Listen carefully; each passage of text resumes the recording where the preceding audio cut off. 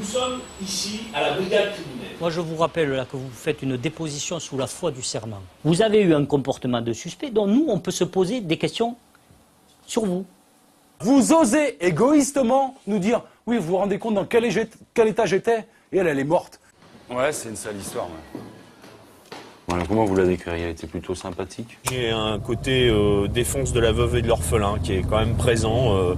J'estime qu'il y a des choses qui ne se font pas. Il faut faire notre métier et puis c'est aussi par hommage pour la personne qui a disparu, il faut bien le faire.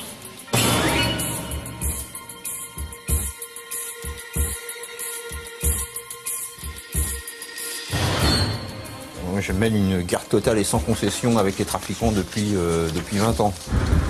Et du business de coke. Ça représente quasiment le million de francs là. Police! Tu bouges pas! Bouge pas! Qu'est-ce que tu veux qu'on dise au juge demain là quand on va l'appeler?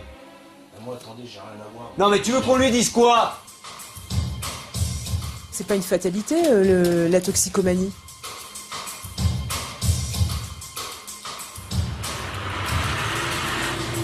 La chenille est partie.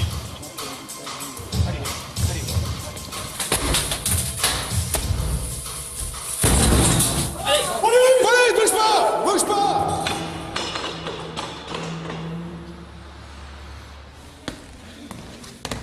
Ces escaliers, la police judiciaire parisienne les grimpe depuis le début du siècle dernier.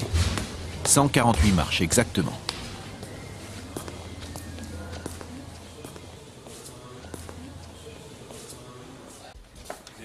Cela fait des mois que ce policier de la brigade criminelle, la crime, mène l'enquête. On a le fax. 15 jours que les 7 policiers de son groupe attendent ce fax. Xavier, on a une réponse de la banque dans l'affaire X-Femme. Patrick Baudot, commandant à la brigade criminelle depuis 20 ans. L'affaire X-Femme, autrement dit l'affaire de Madame X, une inconnue assassinée et retrouvée dans la Seine, au pied du pont d'Austerlitz, 7 mois plus tôt. Il y a peu, Baudot et ses hommes ont réussi à l'identifier. Ils doivent maintenant réunir le plus de témoignages possible. Pour arrêter le meurtrier, il faut comprendre la vie de cette jeune femme. Alors, grande partie du travail consiste à reconstituer la vie de cette personne pour arriver à l'assassin. Et cette reconstitution se fait à partir soit de témoignages humains, soit sur un travail sur ses comptes en banque, sur son téléphone portable. C'est extrêmement long. Et tout autre renseignement administratif pour que je vous envoie une réquisition? Oui, bonjour monsieur, c'est la brigade criminelle. Vous avez parlé de rien en particulier, non? Moi, je voudrais avoir le responsable du compte pour pouvoir voir avec lui un certain nombre de choses par rapport à son client.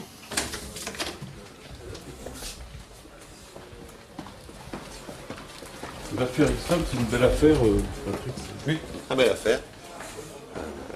C'est pas une très belle enquête, ça serait une très belle enquête si on arrive à arrêter le meurtrier. L'affaire X-Femme est un dossier compliqué, comme tous ceux qui arrivent ici. Merci. Au 36, un travail d'orfèvre donc, avec ses rites et ses outils.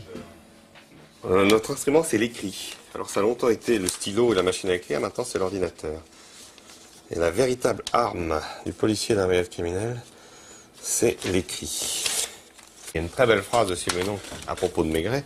Maigret, ça incarne un petit peu tout un groupe de la brigade criminelle et qui explique ce que représente le début d'une enquête pour nous. Voilà ce qu'il écrit. Maigret fumait sa pipe à petites bouffées en essayant de s'imprégner de tout ce monde qu'il ne connaissait pas la veille et qui venait de surgir dans sa vie. Et la brigade criminelle, c'est cela. On va rentrer dans un monde que l'on ne connaissait pas la veille. Et ça devient une nouvelle histoire. Aujourd'hui, Xavier, l'un des policiers du groupe, va entendre un témoin capital dans l'affaire X-Femme. Ouais, c'est une sale histoire, ouais. Cet homme est l'un des derniers témoins à l'avoir vue vivante. Je vais vous poser 2-3 questions précises, là, notamment concernant vos communications téléphoniques. Et on espère éventuellement par cette personne apprendre quelles étaient les ou la mauvaise relation de cette jeune femme qui lui a valu d'être assassinée. Ouais, comment vous la décririez? Elle était plutôt sympathique? Ouais, je dirais sympathique. Enfin, apparemment, elle disait qu'elle était de province. Ouais. Et c'est vrai moi je trouvais justement, on lui avait dit, fais gaffe, t'es à Paris et Pas que des gentils, quoi, tu vois. En plus, comme elle était que dans le milieu de la nuit, c'est un petit peu... ouais, c'est des phases... princesse d'adolescente, quoi. Il y avait quelque chose qui me faisait peur chez elle, ou plutôt pour elle, c'est qu'elle n'était pas, non, elle n'était pas assez prudente, elle ne se méfiait pas assez. Et là, bon, là, en ce qui le concerne, lui, sur 3 pages d'audition, moi, ce qui ressort le plus, c'est que il a dîné avec elle vers la fin mars, là, période de sa disparition, et il est formel, elle portait une jupe à carreaux. Comme celle avec laquelle on l'a retrouvée, quoi. Ça, c'est un petit élément. Plus tout ce qu'on a, ça fait le canevas de l'histoire, quoi.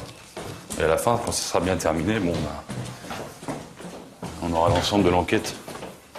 Après des dizaines d'auditions, Patrick Baudot et ses hommes sont parvenus à dresser un portrait psychologique de la jeune fille assassinée. Mais alors, elle lui en voulait. T'as vu, ça revient systématiquement. Hein. Mais son caractère à elle, colérique, c'est fou. Hein. Ça va être une écorchée vive, cette fille. Parce qu'elle a X problèmes, et à un moment donné, bon, il y a un problème qui lui est plus fatal. On va appeler ça chronique de mémoire annoncée, en fait. Sauf que si... elle est tombée sur un nerveux aussi, quoi. Et même en tout cas, suffisamment mal dans sa peau pour faire mal vivre les gens qui l'entouraient. Peut-être une des raisons d'ailleurs de sa mort.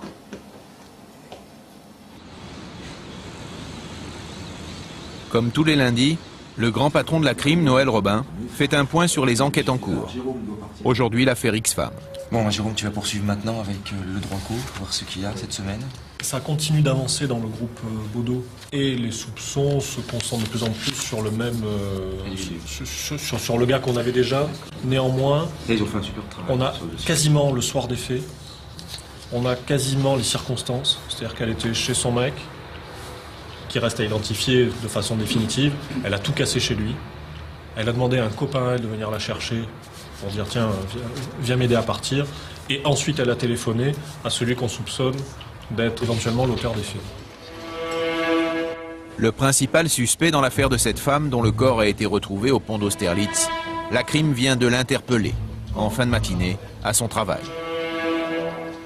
Au programme, 24 heures de garde à vue. Laps de temps durant lequel les policiers du groupe Baudot vont tenter d'obtenir des aveux. Pour des raisons de procédure, notre caméra n'ira pas au-delà de cette porte. Mais les enquêteurs, habituellement discrets, ont accepté exceptionnellement de partager avec nous les différentes phases de la garde à vue.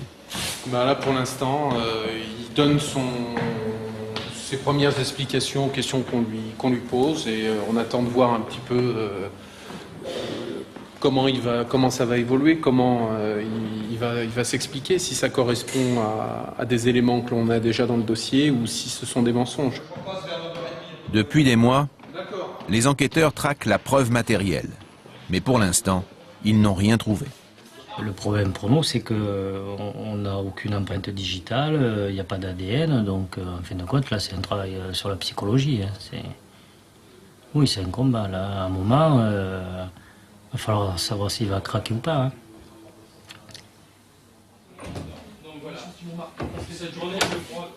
Patrick Baudot ne mène pas l'interrogatoire directement, se contentant d'observer les réactions du suspect. Il y a des moments où il avance de 2 pas, il recule d'1, et des moments où il avance d'1 pas, où il recule de 2. En fait, là, il est en période de calcul. Il essaie de voir quel est son intérêt et comment il peut s'en sortir au mieux.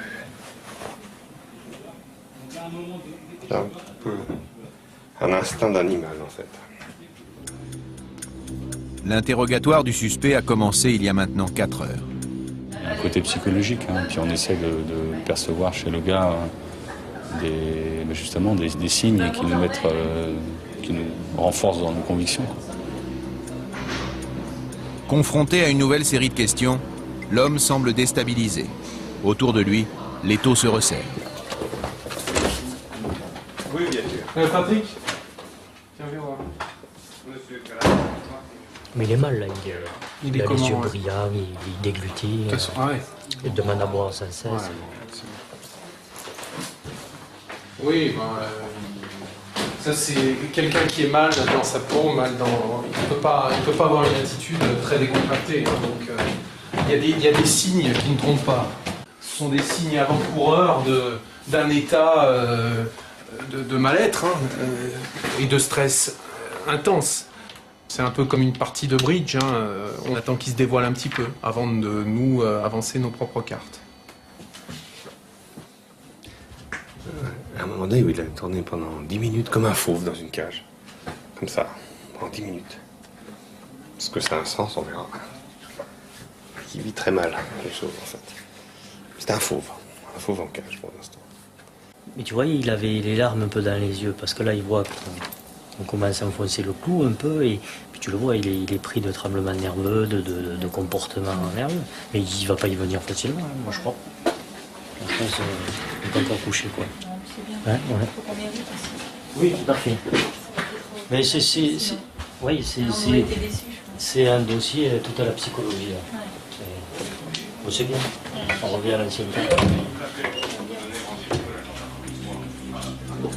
Cela fait 10 heures maintenant que le suspect est entendu sur son emploi du temps le soir du crime. Pour tous, une pause de 15 minutes vient d'être décidée, histoire de se restaurer et de faire le point. Quand il dit qu'il revient, qu'il retire l'argent et qu'il rentre, il constate déjà que l'appartement il est dévasté. Ça, c'est l'élément clé, parce qu'il faut qu'il s'explique là-dessus maintenant. Parce que s'il commence à dire que tout est dévasté, il faut qu'il s'explique et il a le ça mobile. nous donne un mobile. Il ne va pas nous donner le mobile maintenant. Voilà. Il faut lui laisser l'ouverture. C'est pas gagné. L'homme est ramené dans les bureaux. Depuis quelques minutes, il réalise que les policiers en savent long sur le mobile supposé du crime. Le garde à vue m'a dit qu'il avait été obligé de lui faire prendre l'air, il se sentait pas bien. Je sais pas, sa conscience qui le ronge ou il se sent pas bien et il a envie de vomir. Pourtant on lui a donné à manger les repas chauds de l'administration, mais je sais pas si c'est ça qui le rend malade ou pas, mais il est pas en grande forme. À l'intérieur du bureau, le suspect a repris sa place.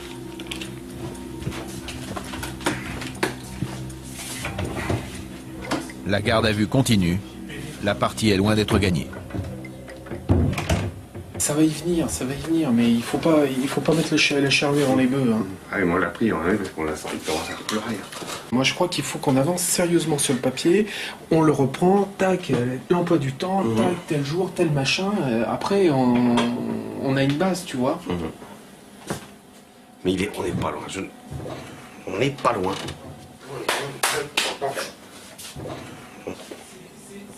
On n'est pas loin. On n'est vraiment pas loin.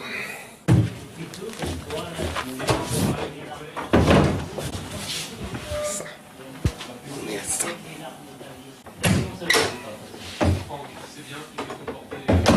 Le suspect a craqué. Il vient d'avouer le crime après plus de 11 heures de garde à vue.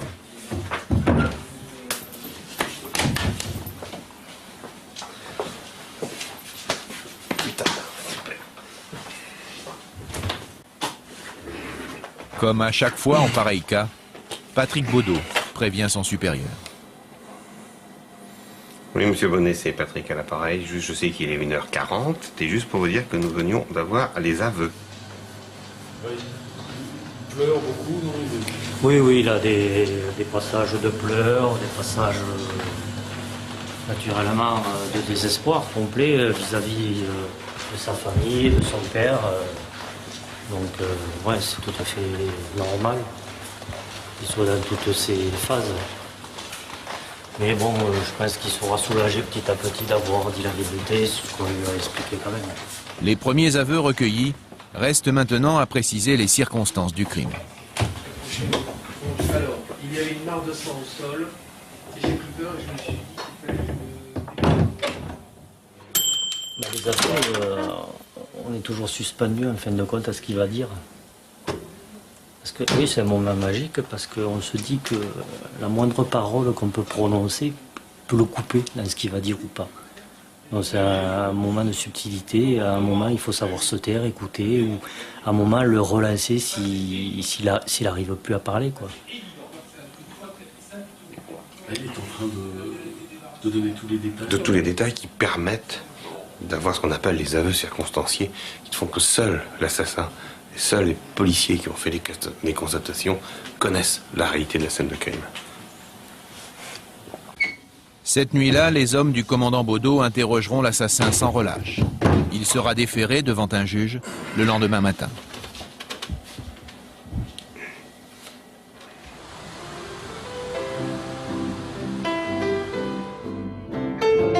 Le commandant Baudot n'a pas toujours travaillé au 36. Son premier métier, pianiste de bar.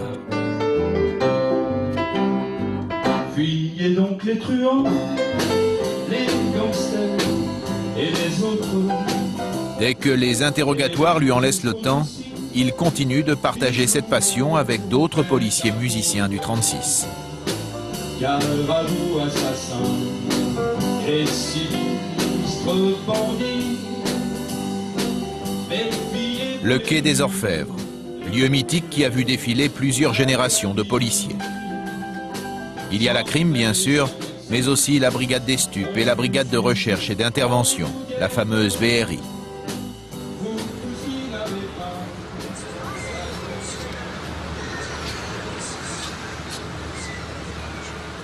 Allez, on y va. À la tête de la police judiciaire pour quelques semaines encore, Madame le directeur Martine Monteil, fille et petite-fille de flic.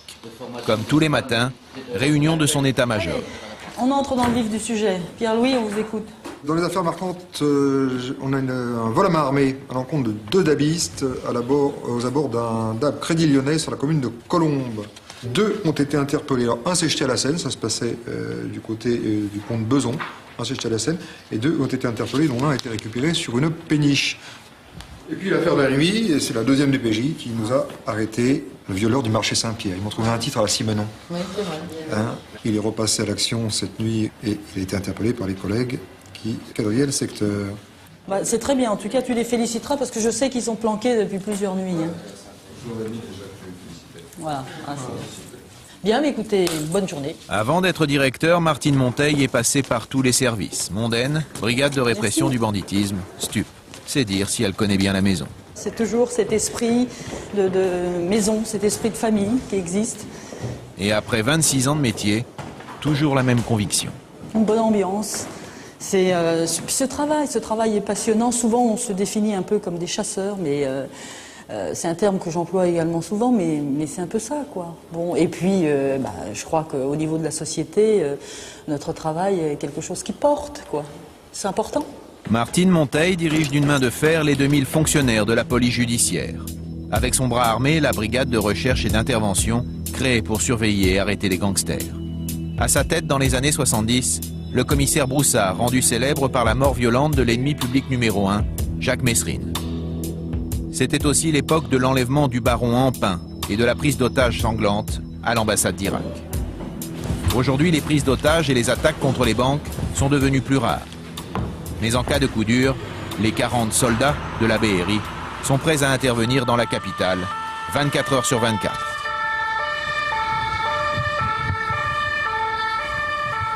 Notre mission essentielle. Pascal Carreau, commissaire divisionnaire. Il est le patron de la BRI.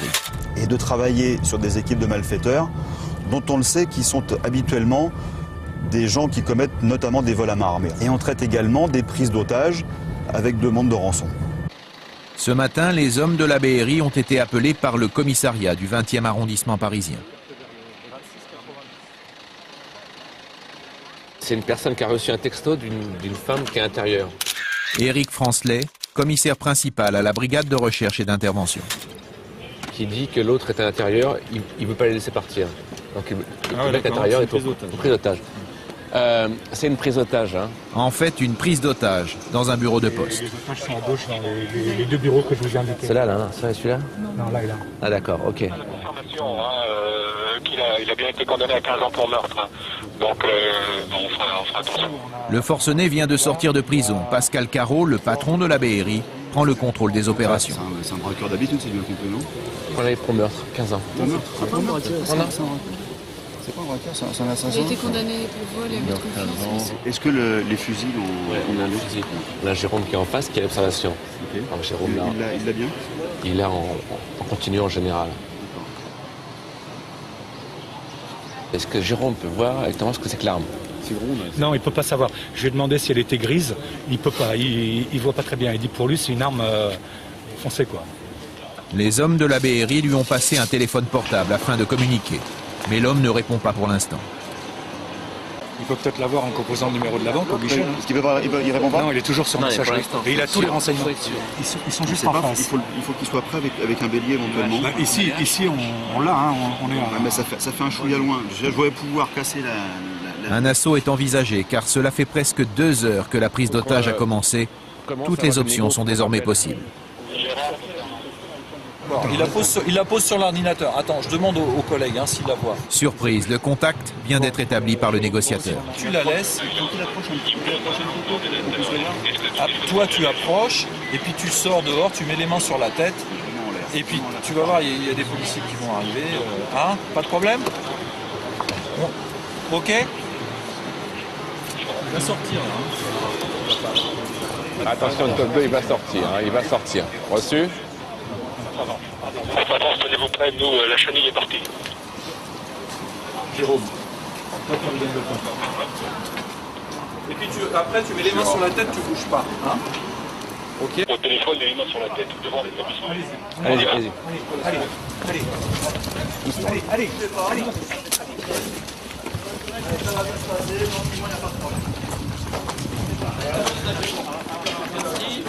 Ouais, c'est bon, un individu neutralisé. À l'origine de ce coup de folie, un retard dans le versement d'une allocation qui aurait pu tourner au cauchemar. C'est la police. Ouvrez les portes gentiment, mais c'est la police maintenant. C'est la police. N'ayez pas peur, ils sont gentils, contrairement à ce que c'est bien. C'est bon, c'est fini. C'est fini. Ça s'est pas mal passé. Ça va, vous êtes pas blessé? Non, vous avez eu peur. Il s'est rendu, il est sorti, il a fait ce qu'on lui a demandé, à savoir laisser l'arme à l'intérieur, et il est sorti les mains en l'air avec le téléphone avec lequel il nous contactait.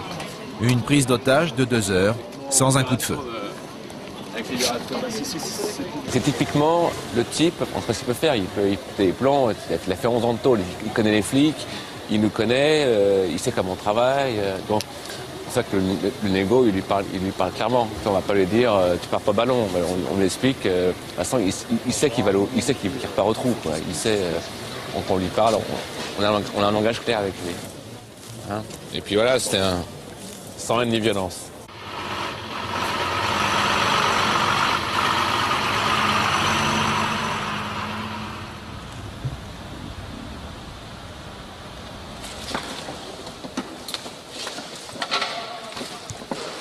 La cour du 36 quai des Orfèvres ce matin a des allures de garage. Les policiers de la brigade des stupéfiants viennent de ramener un véhicule intercepté il y a peu dans la région parisienne. C'est le commissaire Vincent Hannereau qui contrôle l'opération. Il informe par téléphone son chef de service. Pour éclairer en fait le cannabis qui est à l'intérieur de la cache. Vincent Hannereau, commissaire à la brigade des stupéfiants. La cache, pare-choc arrière et pare-choc avant du véhicule. En quantité, on pense qu'il y a entre 150 et 300 kg. Et là, on est en train de procéder au démontage du pare-choc avant.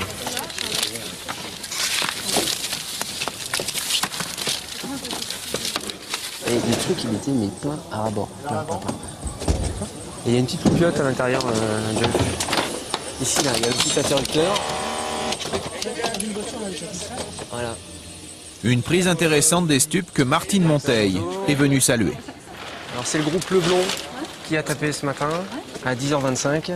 En fait, ils se sont implantés hier soir. Cathy Vous allez bien? Bonjour madame. Ils se sont implantés hier soir. Et puis ce matin, ils ont vu fleurir ce véhicule qui leur avait été signalé par le perçu comme étant qui venait certainement d'Espagne. Et c'est un véhicule qui est matriculé dans l'Aveyron. Je pense qu'il y a à peu près 200 kilos. Il y a 200 kilos à peu près. Oh, belle saisie, dis donc. C'est superbe ça. Bonjour, mais j'arrive bien là. Formidable. Formidable. C'est d'une façon générale en police judiciaire, il faut jamais lâcher quoi. L'opiniâtreté, c'est sûrement, évidemment, une grande disponibilité parce que, oui, ils ont passé la nuit. Quelquefois, c'est même plusieurs nuits. C'est aussi les week-ends. C'est beaucoup de temps passé. Alors évidemment, quand au bout, il y a la saisie, c'est la récompense quoi. 185 kilos de résine de cannabis, valeur marchande entre 400 000 et 900 000 euros selon la qualité. Le seul à ne pas sourire, le chauffeur de la voiture. C'est une belle affaire, ça, monsieur le commissaire. Très belle affaire. Très belle affaire. Ça fait toujours plaisir de prendre du produit. On n'annonce pas comme ça 150 à 300 kilos toutes les semaines. Allez, c'est parti. Inconnu des services de police, le trafiquant va tout de même bénéficier d'un privilège, 96 heures de garde à vue au 36 quai des Orfèvres. Situé dans l'enceinte du palais de justice, le quai des Orfèvres est également à 2 pas de la préfecture de police. Bien, nous allons monter chez le préfet. Et 3 fois par semaine, Madame le directeur a rendez-vous chez son supérieur hiérarchique.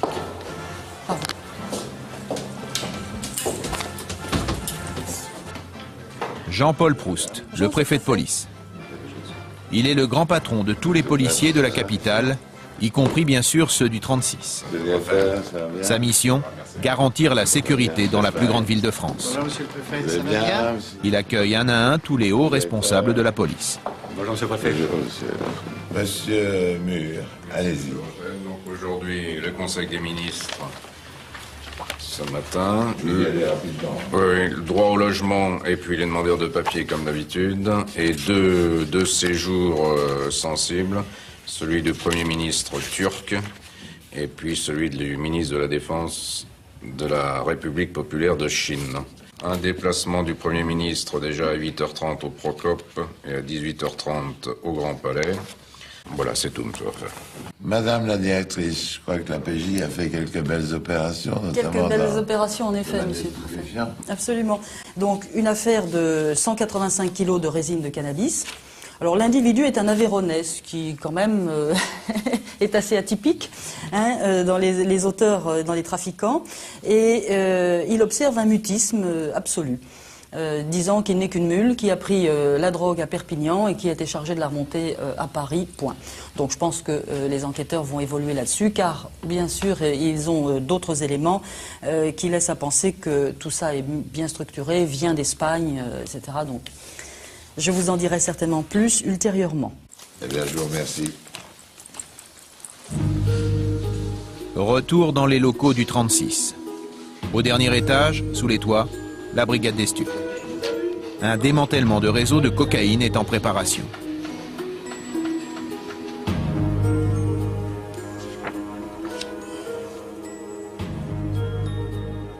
Donc ça c'est le trafiquant colombien qu'on verrait une de ses passeuses. Marc Mahé, commandant à la brigade des stupéfiants, dit le CUM. La voiture partirait de France direction l'Espagne pour récupérer la marchandise là-bas. Est-ce qu'on a une idée d'après... Marc Mahé dirige l'un des groupes opérationnels. Un homme de terrain donc, marqué à tout jamais par ses débuts dans le métier. La première semaine où j'étais là, une jeune fille est arrivée disant que sa sœur était dans un squat. Elle a été demandée une dose d'héroïne dans une chambre de l'île aux Chalons et comme elle n'avait pas d'argent, les dealers ils étaient une dizaine, ils lui ont dit écoute, si tu veux une dose d'héroïne, tu vas être obligé de faire les choses qu'on te demande de faire. Et on est intervenu assez rapidement, mais malheureusement trop tard. Et la jeune fille a subi des choses qu'on ne peut pas dire malheureusement, mais tout ça pour avoir une dose d'héroïne. C'est assez révoltant, c'est des procédés qui nous marquent à jamais, quoi. Moi, je mène une guerre totale et sans concession avec les trafiquants depuis 20 ans. Ces photocopies, ça devient une seconde nature. Il faut y aller, il faut les mettre au trou, il faut faire tout ce qu'on peut, tout ce qui est en notre pouvoir pour les anéantir. Les objectifs sont identifiés. Marc Mahé travaille sur l'opération prévue pour la semaine suivante avec le commissaire Vincent Hannereau, numéro 3 à la brigade des stupes. Il faudra quand même qu'on se voit précisément pour parler des effectifs. Sitôt que ça frémit, je vous tiens au courant. Sitôt que ça frémit, je vous tiens au courant. En guerre, le terme est peut-être un peu fort, mais en tous les cas, on n'est pas là pour leur faire des cadeaux. On est là pour les empêcher de prospérer et pour les empêcher de faire du mal à la jeunesse. La majorité des policiers du service n'apparaîtront jamais dans ce reportage, afin de les protéger. Certains, en effet, peuvent être amenés à infiltrer des réseaux de trafiquants. D'autres, en planque pendant plusieurs semaines, pourraient être reconnus. C'est le cas de cet homme. Nous l'appellerons Rico. Il y a quelques semaines, il a commencé une infiltration, se faisant passer pour un petit dealer. Il est clair que si mon visage apparaît, certaines personnes vont se poser certaines questions qui seraient embarrassantes. À savoir... il me semblait que c'était un voyou, alors qu'en l'occurrence, c'est plutôt le contraire.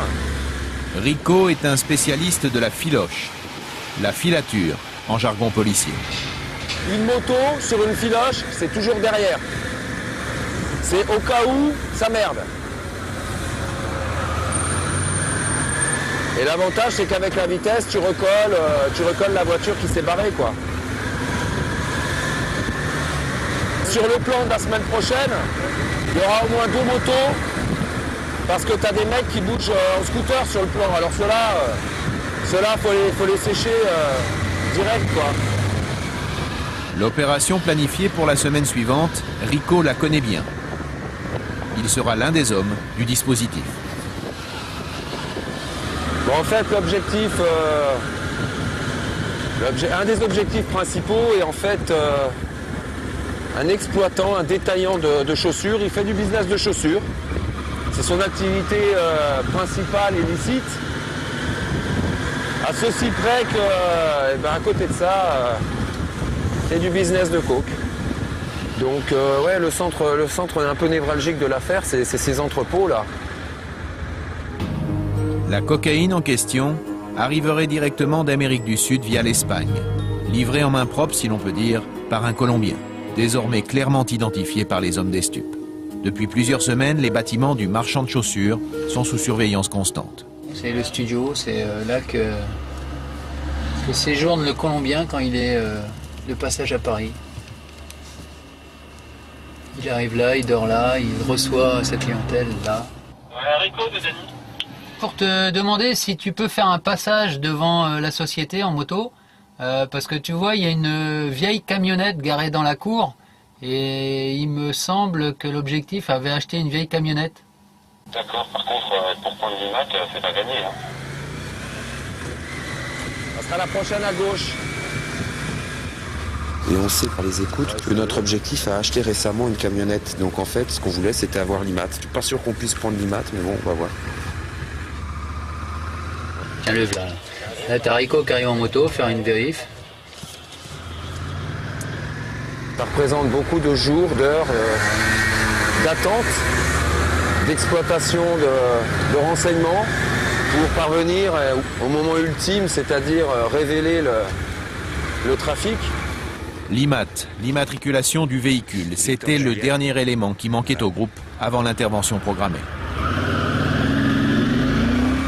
Et je pense qu'on a suffisamment d'éléments qui nous permettent en fait de penser que l'issue est proche.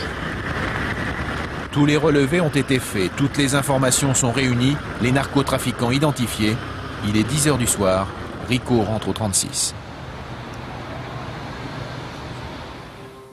Oui, bonjour, c'est Mme Dupif à l'appareil. Bonjour, monsieur Loger. Ça va et vous? Bon, c'est moi qui suis de nuit ce soir. Hélène Dupif, commissaire divisionnaire, chef de la brigade des stupéfiants. Est-ce qu'il y a quelque chose? Non, il n'y a rien?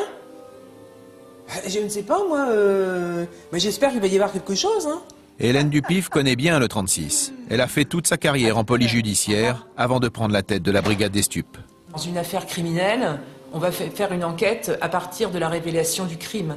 Là, le trafiquant de stupéfiants, il faut qu'on le traque avant.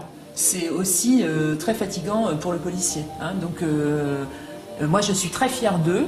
Et c'est la raison pour laquelle j'affiche leurs photos sur les murs de mon service.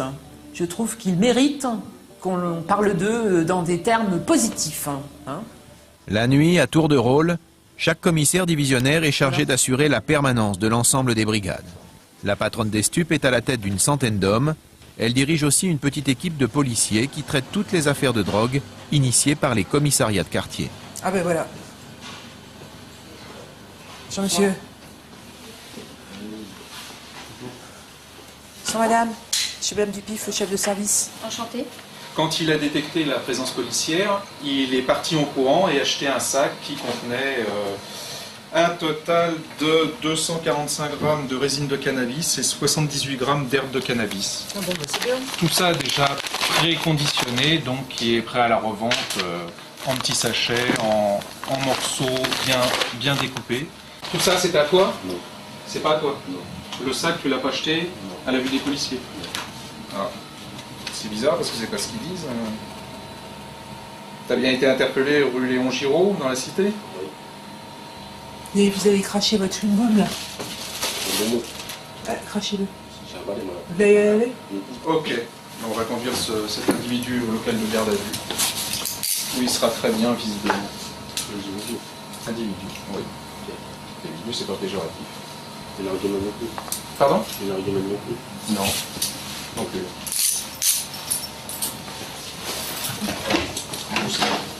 Sympathique ce garçon. Oui.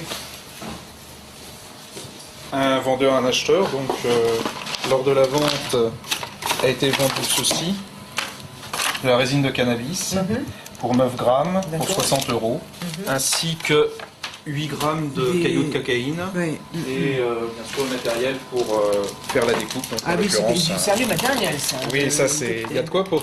Une autre interpellation a eu lieu ce soir. Le jeune homme avait sur lui 9 grammes de cannabis et 8 grammes de cocaïne. Là, vous avez quel âge? Vous avez quel âge là? J'ai 27 ans. 27 ans, donc vous êtes venu tout maigre. Tout ça est dû au tabac, au cannabis et aux produits. Ouais. Mais vous savez que ça existe des centres de soins. C'est pas, je veux dire, c'est pas une fatalité la toxicomanie. On peut s'en sortir. Hein, c'est difficile, mais ça existe. Hein. Il est 22 h. La patronne des stupes est donc de corvée. L'occasion à chaque fois de voyager à travers le dédale du quai des Orfèvres. Parce que normalement on ne rentre pas ici comme dans un moulin. Au rez-de-chaussée, la commanderie. Bonsoir. Bonsoir madame. Vous allez bien? Ça va et vous? Oui. Là non plus, on ne dort jamais. Vous allez bien, monsieur Auger? Oui. Oui. Parce que là, pour la Côte d'Ivoire... De jour comme de nuit, c'est l'endroit au quai des Orfèvres où arrivent toutes les affaires criminelles survenant en région parisienne. Une histoire de pseudo-terroriste sur un bateau auprès de la Tour Eiffel. Ouais. Ensuite, un braquage à Bagnolet. Bah ça y est, c'est ça. C'est celui-là? Je l'ai, Philippe. 4 000 € de préjudice, c'est ça? Ce soir, il fait très froid. Ouais. Et je pense que ça entraîne en général des nuits assez calmes. Ouais. Les anciens le disaient, mais quand il pleut à torrent, par exemple, c'est beaucoup plus calme. Hein. Oui. Les nuits de pleine lune au printemps, ça bouge. Il y a des suicides, il y a des... Voilà.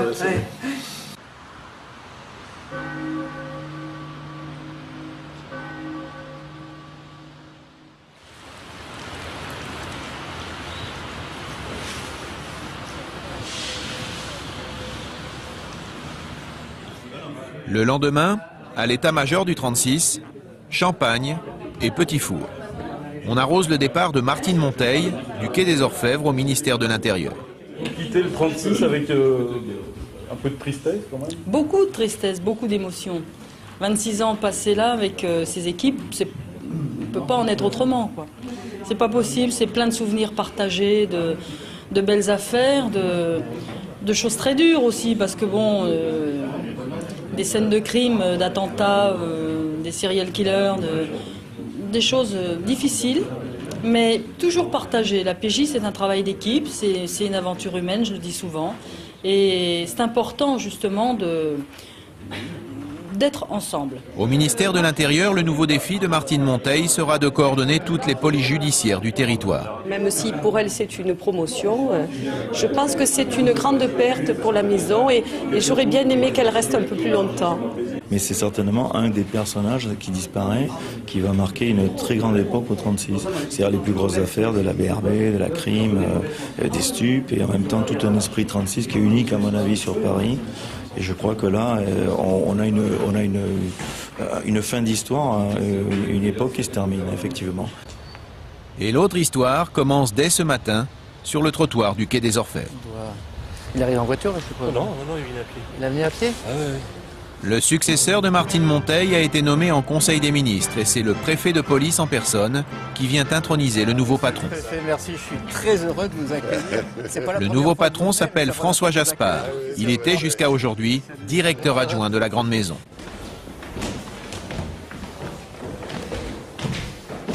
C'est le secret de la vitalité des gens du 36. Et il y a ceux qui arrivent jamais. Mais c'est vrai que tous les matins, ça fait du bien. Hein. Ouais. Je suis très heureux, je ne le cache pas. Il était mon candidat, alors je suis très heureux. Le ministre a bien voulu m'écouter parce que j'estimais qu'une équipe était en place, fonctionnait bien, et je crois que c'est dans la continuité que M. Jasper pourra exercer son rôle de directeur. Voilà. Tous mes voeux aussi. Merci.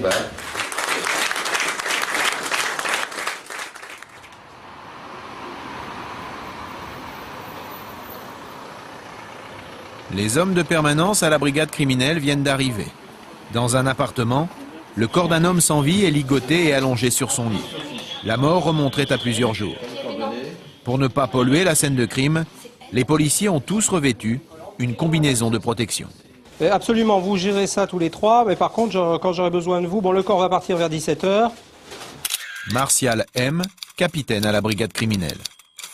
J'ai deux, trois petites précisions pour savoir exactement comment vous avez pénétré dans les lieux, etc., comment vous les avez découverts. Donc, la porte étant fermée, vous êtes passé par la fenêtre, c'est bien ça. Vous avez brisé un carreau. Oui, absolument. Donc, vous n'avez pas cassé de verre à digestif, parce qu'on en a un. Ce sont les pompiers qui ont découvert le corps. Vous n'avez pas du tout touché le corps. Le capitaine Martial vérifie avec eux que la scène de crime a été préservée. Bien sûr. Les poignées, d'accord. Poignées des portes, ouais. En tout cas, je vous remercie beaucoup. Sa communication terminée, le capitaine Martial informe ses collègues de ce qu'il vient d'apprendre. Bon, j'ai eu les pompiers, donc c'est assez intéressant. Enfin, c'est intéressant. Donc, c'est une scène de crime qui est préservée. Non, pas du tout. Voilà, c'est impeccable. Ouais, une scène de crime idéale. Ouais. Enfin, vraiment, c'est carré. C'est carré. C'est super. Un caveux. Un cheveu. Prélèvement, s'il vous plaît. Un cheveu trouvé à proximité du cadavre. Un TSC, s'il vous plaît. L'assassin a peut-être signé son crime. Un TSC, c'est quoi? Un technicien scène de crime. C'est un travail d'équipe, chacun ses compétences, elles se complètent, donc voilà. Et puis en plus on se connaît bien, donc ça facilite les relations, quoi, enfin, l'efficacité du travail. Ah, c'est le CrimeScope. Les techniciens scène de crime réalisent les photos et les plans. Essayez de vous installer un petit peu dans, parce que là c'est très étroit. Mais depuis quelques années, les hommes et les femmes de l'identité judiciaire utilisent un appareil assez inhabituel. Bah voilà, on a notre CrimeScope, donc qui nous permet de voir tout ce qu'on ne voit pas à l'œil nu. Un CrimeScope, en fait, un rayon lumineux dont le spectre permet de révéler en effet des détails parfois infimes, indétectables autrement. Moi aussi, je vais noter l'exactitude du prélèvement là. Qu'est-ce que vous avez trouvé là? Il y a un cheveu. La mort remonte à plusieurs jours. Le capitaine Martial livre ses premières impressions. Moi, à mon sens, c'est une mort, enfin, je peux me tromper, mais je pense que c'est une mort par étouffement. Hein. J'en ai vu des étranglés, ils ont cette gueule-là. Hein. Ça va, mademoiselle? C'est pas... Bien. Vous tenez mieux le choc, il est parti, je peux le dire. C'est le substitut, il a failli me faire... Ouf. C'est vrai. C'est pas facile de fréquenter des cadavres comme ça. Non, c'est pas facile. Non. Il faut voir ça comme avec l'œil d'un technicien, évidemment. On ne peut pas s'épancher sur chaque cas, mais chaque cas, effectivement, est toujours dramatique. Hein. Quelqu'un qui est mort, et surtout dans ces circonstances, c'est toujours terrible. Alors évidemment, il y a des choses encore plus insupportables, notamment l'affaire récente où il y a une petite fille qui avait été tuée. Alors là, c'est... Alors on intériorise, il faut le faire, il faut faire notre métier, et puis c'est aussi par hommage pour la personne qui a disparu, il faut bien le faire. À ce stade de l'enquête, le capitaine Martial est loin d'avoir tous les éléments. Pour lui, impossible pour l'instant d'affirmer ce qui s'est réellement passé. Mais impossible également de ne pas envisager quelques hypothèses. Ce qui est intéressant, justement, pour savoir s'ils sont un ou deux, le type, là, il est mais saucissonné de chez saucissonné, quoi. Les chevilles attachées, reliées aux mains dans le dos, enfin bon, c'est un truc... Et manifestement, il n'a pas de blessure de défense. Il ne s'est pas débattu. À mon avis, ça s'est fait dans le lit, quoi. L'autre, il l'a chopé dans le lit. Alors, est-ce qu'il l'a assommé? Est-ce qu'il lui a fait boire quelque chose? Ou est-ce qu'il l'a pris en plein sommeil et il a eu le temps de le ligoter avant qu'il ne réagisse? Toujours est-il que il semblerait qu'il soit mort étouffé, quoi, qu'il n'y ait pas eu de bagarre. Mais cependant, il est super bien attaché. Donc on n'attache pas comme ça un mort. Et nous, après, il faut vraiment planquer sur... Coup de théâtre. Un homme interpellé la veille dans le cadre d'une autre affaire avait sur lui l'adresse de la victime et ce trousseau de clés. C'est la fête, officier. Ayant quelques doutes, les collègues sont venus faire une simple vérification. J'arrive pas à voir. Mais voilà, la messe est dite. Hein. Vous avez vu, les 3 clés fonctionnent. Ouais. Hein, donc vous faites un procès verbal dans le cadre de votre enquête d'escroquerie. Hein, ça avance un petit peu.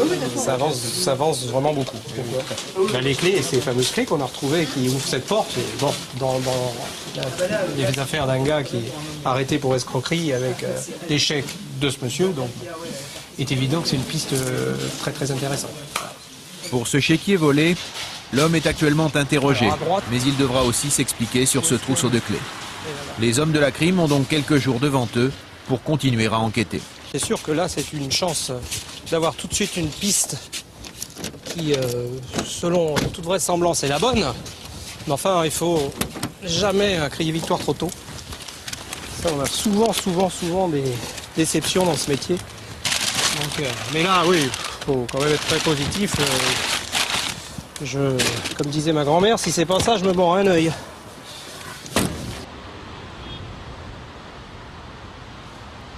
Retour quai des Orfèvres, dans les bureaux de la brigade criminelle. Allez, ressourçons-nous à la fontaine. Le chef de groupe, c'est cet homme. Retenu pour une autre affaire, il découvre aujourd'hui le crime constaté dans le 15e arrondissement.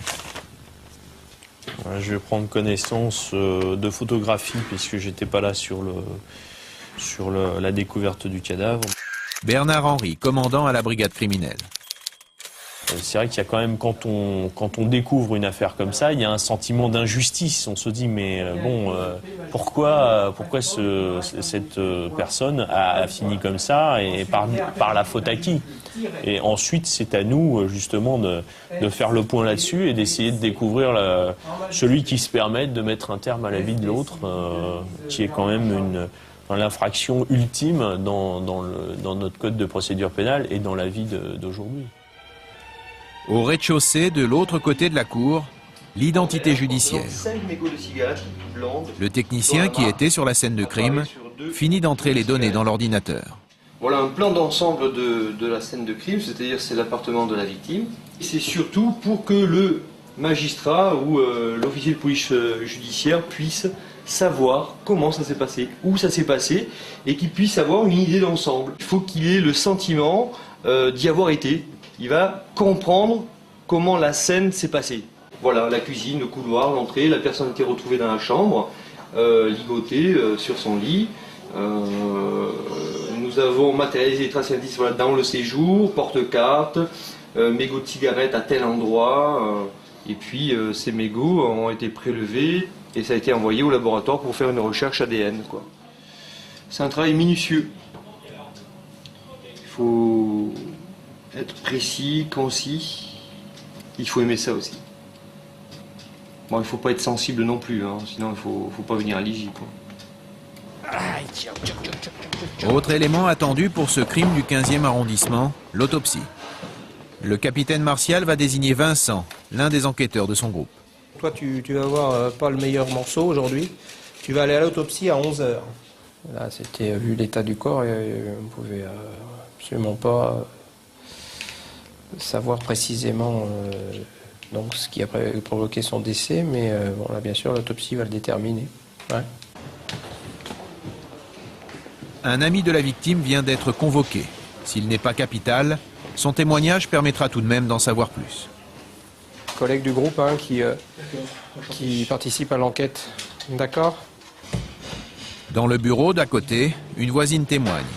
Le soir du meurtre, elle affirme avoir vu un homme et entendu des cris. Dans la parole sur ce manteau, il avait un manteau noir.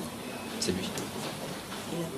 Parce qu'on a trouvé en fait dans l'immeuble voisin une dame qui nous dit ah bah tel jour, c'est sûr, j'ai entendu des bruits, des cris, ça tapait. Alors que ça ne se produit. L'affaire se présente bien.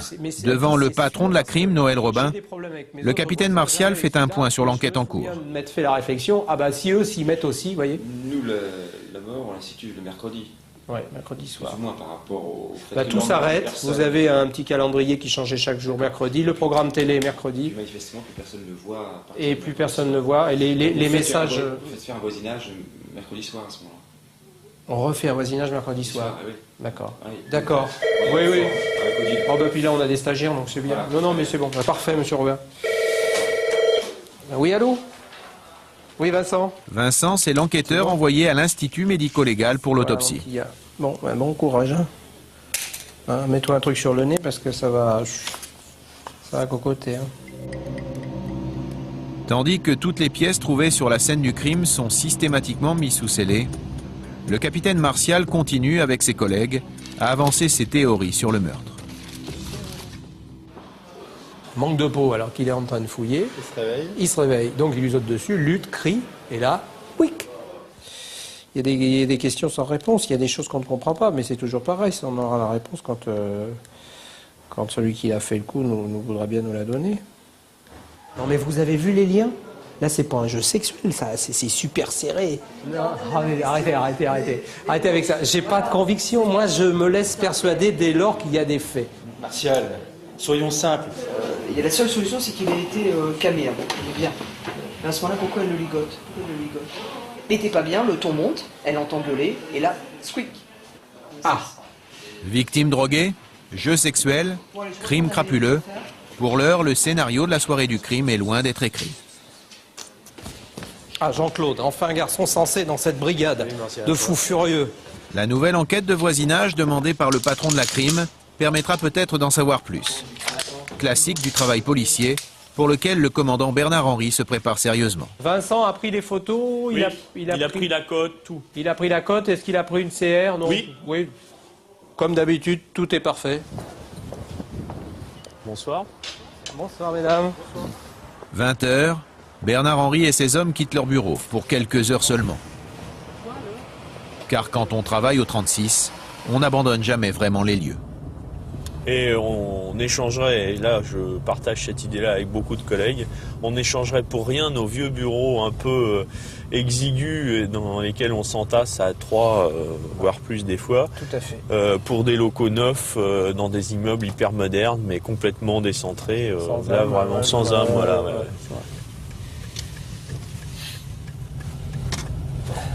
Le crime est une infraction qui est commise par tous à différents moments de leur existence.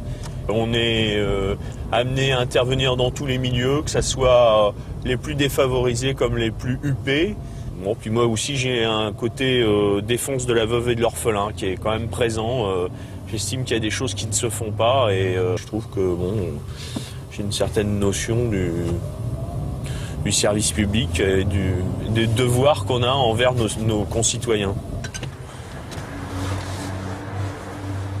22 h, l'heure supposée du crime. Il y a 2 semaines, la victime était assassinée. Ce soir, au pied de l'immeuble, les 3 policiers ne vont pas hésiter à faire le pied de grue, histoire de racoler d'éventuels nouveaux témoins. Un client. Allez. Bonsoir monsieur, la police, ne vous inquiétez pas. On fait une enquête de voisinage suite à un homicide. Bah, demandez-leur, on ne sait jamais s'ils ont entendu vers cette heure-là des cris dans la rue, des choses comme ça. Ouais, bah dans ce cas-là, où est-ce que... La brigade criminelle, 36 quai des Orfèvres. D'accord. Ce monsieur me dit rien, vous voyez, je l'ai D'accord. Donc c'est lui qui habitait là et qui est donc décédé. Bon. Alors, ouais. Faut renifler, revenir encore, et puis on finit toujours par voir, par trouver, ça avance quoi. Et il paraît qu'ils ont trouvé l'assassin là. Non, pas encore. Ah. J'ai entendu dire dans le journal, c'est ça. Ah, là, ce que dit. Oui, je sais, la presse dit des choses. Oui. Avec la personne suivante, promène son chien. Le capitaine Martial va avoir plus de chance. J'espère que le chien n'est pas méchant. Ça s'est passé donc comme ce soir à mercredi, vers cette heure-là. Vous promenez toujours cette adorable créature à peu près à la même heure. Ouais. Il y a quelqu'un qui a crié. Ah, je sais pas, pourquoi vous dites ça? Moi, il y a 15 jours, j'ai entendu un hurlement. Je suis collègue, hein, je suis fonctionnaire de police aussi. Je ne suis pas posé plus de questions. Tu peux la tutoyer, c'est une collègue du Sarige. Et Sarige 7, et en plus qui a quelque chose à nous dire. Ah oui. Et ma réflexion a été de me dire, c'était un différent familial et on a dû appeler les collègues. D'accord. C'était vraiment marrant. Et c'était aux environs de quelle heure? Il faisait nuit. Après. Il faisait nuit, c'était forcément le soir, puisque je m'apprêtais, je sortais mon chien. En général, je ne sors pas avant 10h30, 11h, là je le sors un peu. Vous êtes de quel service? La crime. La crime. Oui. Ah bah vas-y, on peut se tutoyer, on est officiers tous les deux, à moins que ça te dérange. Hein, mais, non, j'ai pas vraiment l'habitude. Non, mais... De tutoyer les gens que je crois pas la rue à 10h. Ah bah oui, mais je suis de la vieille école dans la police.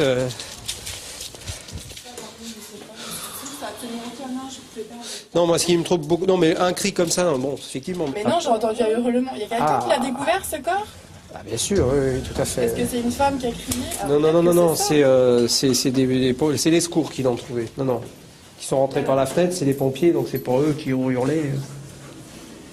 Pour vérifier ce qu'a pu entendre sa collègue, le capitaine Martial s'est invité à son domicile afin de se rendre compte par lui-même de la topographie des lieux. Moi j'ai eu l'impression, je sais pas si c'est l'écho, mais ce cri j'ai eu l'impression que ça venait de là. Et effectivement, oui, effectivement ça peut... Ouais. Mais est-ce que ça a un rapport? Je suis pas sûre du tout. Merci beaucoup. Bah de rien. Bonne soirée. Cette enquête de voisinage a été fructueuse. Il est 23h, premier bilan. Il y a plusieurs choses intéressantes. Hein. Ça le peut cri, être. parce qu'elle a un cri quand même. Ah ouais. L'autre qui paye avec des chèques en bois les commerçants du quartier. Il a été vu à plusieurs reprises ici, donc il y a quand même un certain nombre de choses établies là. C'est très positif.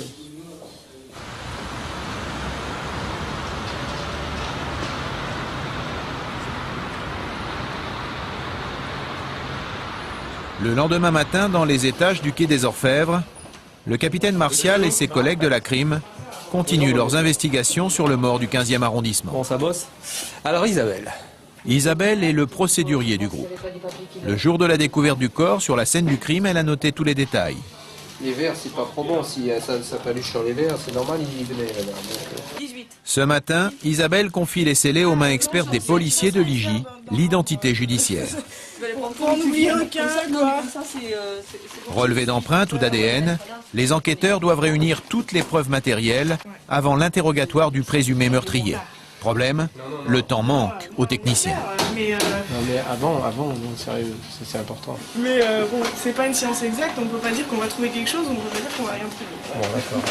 Bon, bah écoute, ok. Les pièces à conviction saisies au domicile de la victime s'en vont. Direction, l'identité judiciaire installée de l'autre côté de la cour du 36. Ce service, c'est le domaine de cet homme. Richard Marley, commissaire divisionnaire, chef de l'identité judiciaire. C'est là que toutes les traces relevées sur la scène du crime du 15e vont être analysées et expertisées. Si les empreintes relevées notamment apparaissent ici, c'est pratiquement l'assurance d'une affaire résolue. Si on s'appelle identité judiciaire, c'est pas pour rien. C'est à partir de traces digitales qu'on a trouvées sur une scène d'infraction, d'être capable de les identifier. Alors, pour ce faire, là on le voit, il a donc saisi dans un premier temps des traces digitales trouvées sur une scène d'infraction, ce sera à peu près ça, et il va les envoyer en comparaison dans la base du fichier automatisé des empreintes digitales. Alors à ce moment-là, si on dit qu'on a 12 points de concordance et aucun point de dissemblance, on peut affirmer que cette trace correspond bien à cette empreinte. Dans les tiroirs de l'identité judiciaire, plus de 2 millions d'individus ayant eu affaire au moins une fois avec les services du quai des Orfèvres. Et parmi eux, quelques célébrités du crime. Tout ce qui fait partie du mythe du 36 quai des Orfèvres, c'est des noms de malfaiteurs. Landru, Petiot,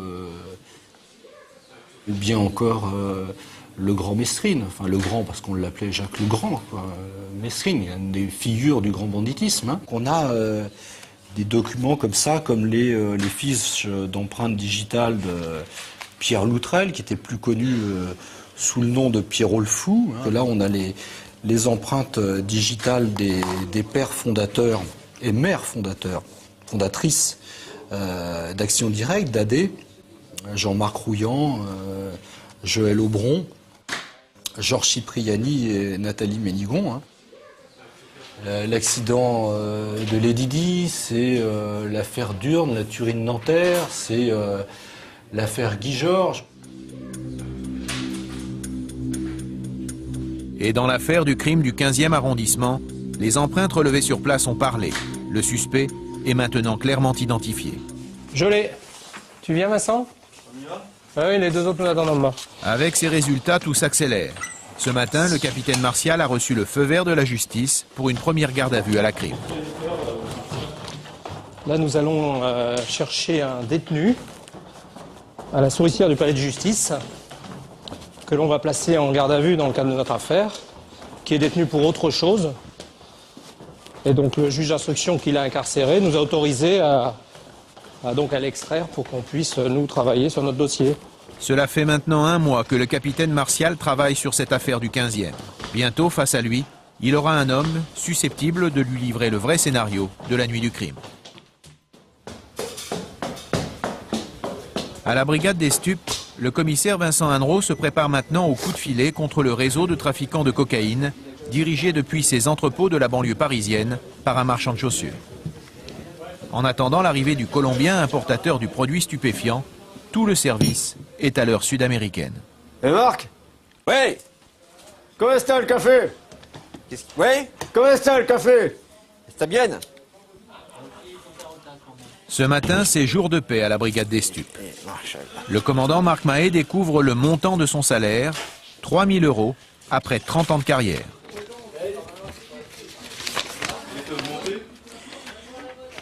Non, ça n'a pas bougé. Somme sans commune mesure avec les montants dégagés par le trafic.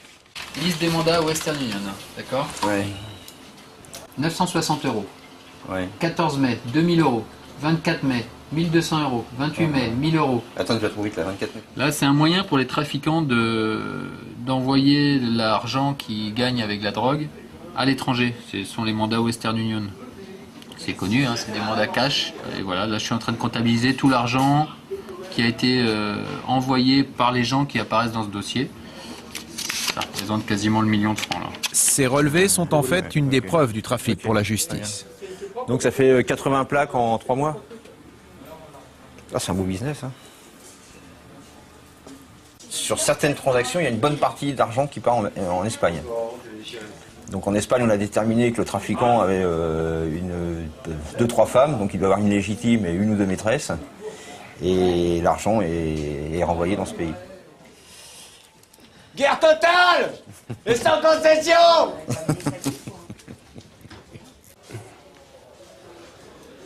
Je peux les faire entrer là, chef, ou pas? Ouais, c'est bon, hein, Arnaud. Vous pouvez venir. Et comme à la guerre, les plus hauts gradés vont organiser pour tous leurs hommes un dernier briefing commun avant déclenchement de la grande opération. 30 policiers sont mobilisés. Non, ben, l'objet de la réunion, chef, c'est donc le dispo, là. Marc, je vous laisse le manche. Une fois ces gens identifiés et localisés, on a décidé de procéder aux interpellations. Donc il y aura à peu près 9 points à investir simultanément, de façon à ce que l'opération réussisse. C'est bon? Mais à l'issue de la réunion, petit problème.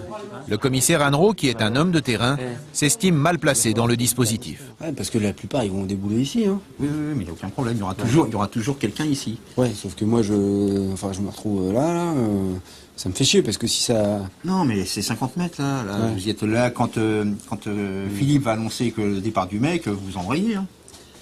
Ouais, total et sans concession. Rassuré, le commissaire. 2 ans, c'est 2 ans et 2 mois après. C'est maintenant au tour de la patronne de venir encourager le commandant Mahé. Donc il ne peut plus nous échapper. Il est fait comme un rat. Comme un rat, je sais pas, mais il sera fait et bien fait. Il passera ses fêtes de Noël à Fleury-Mérogis. Hein. Probablement. Ah, oui, il le faut. Le Colombien qui les attend depuis des mois a été repéré. Il fait route sur Paris. C'est bon signe là. Ah là, ça, oui, il y a une touche là. Il y a une touche, donc on va mettre en alerte tous les collègues qui vont nous renforcer. Bon, il n'y a plus qu'à. Hein. Oui, bien respect, monsieur le juge. Marc Mahé, le commandant de la brigade des stupéfiants. Oui, je vous appelle parce qu'on a un frémissement sur la ligne, donc on envoie le dispositif sur Ivry, là. Donc il y a des possibilités d'interpellation dans les heures qui vont suivre, là. Hein? Moi, je vais avec Marc. Ça bouge? Bah, a priori, ouais. A priori, le mec, il y a une converse, là, il monte. Il craque. Bon, on y va. Pierrot, c'est parti.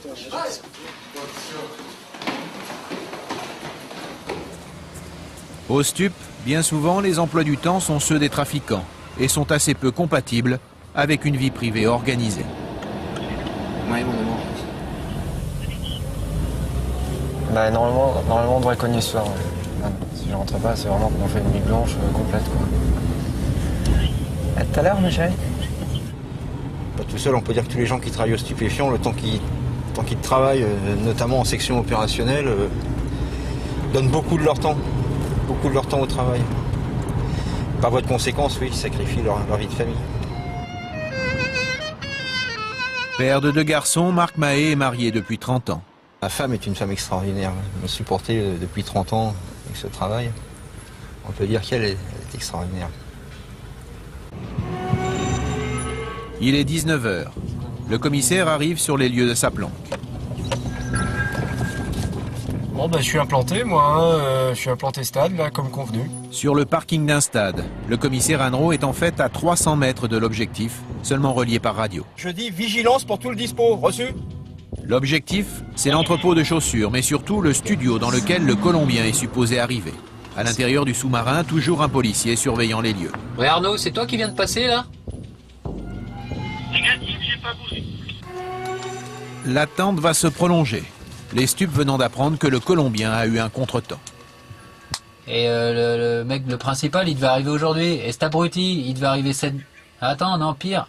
Il arrive, impeccable, il passe la frontière à 2h15, tout se passe bien. Et il s'emplafonne un camion, cet abruti. Donc en panne avec la marchandise sur le bord de l'autoroute, tu vois. T'imagines le coup de bol, il se fait exploser sa caisse sur la route le jour où on veut le serrer. Non, mais... Donc nous, ça nous fait poireauter toute la nuit, quoi. Pour l'instant, la marchandise n'est pas là. Voilà. Ça va être des heures en plus. À planquer.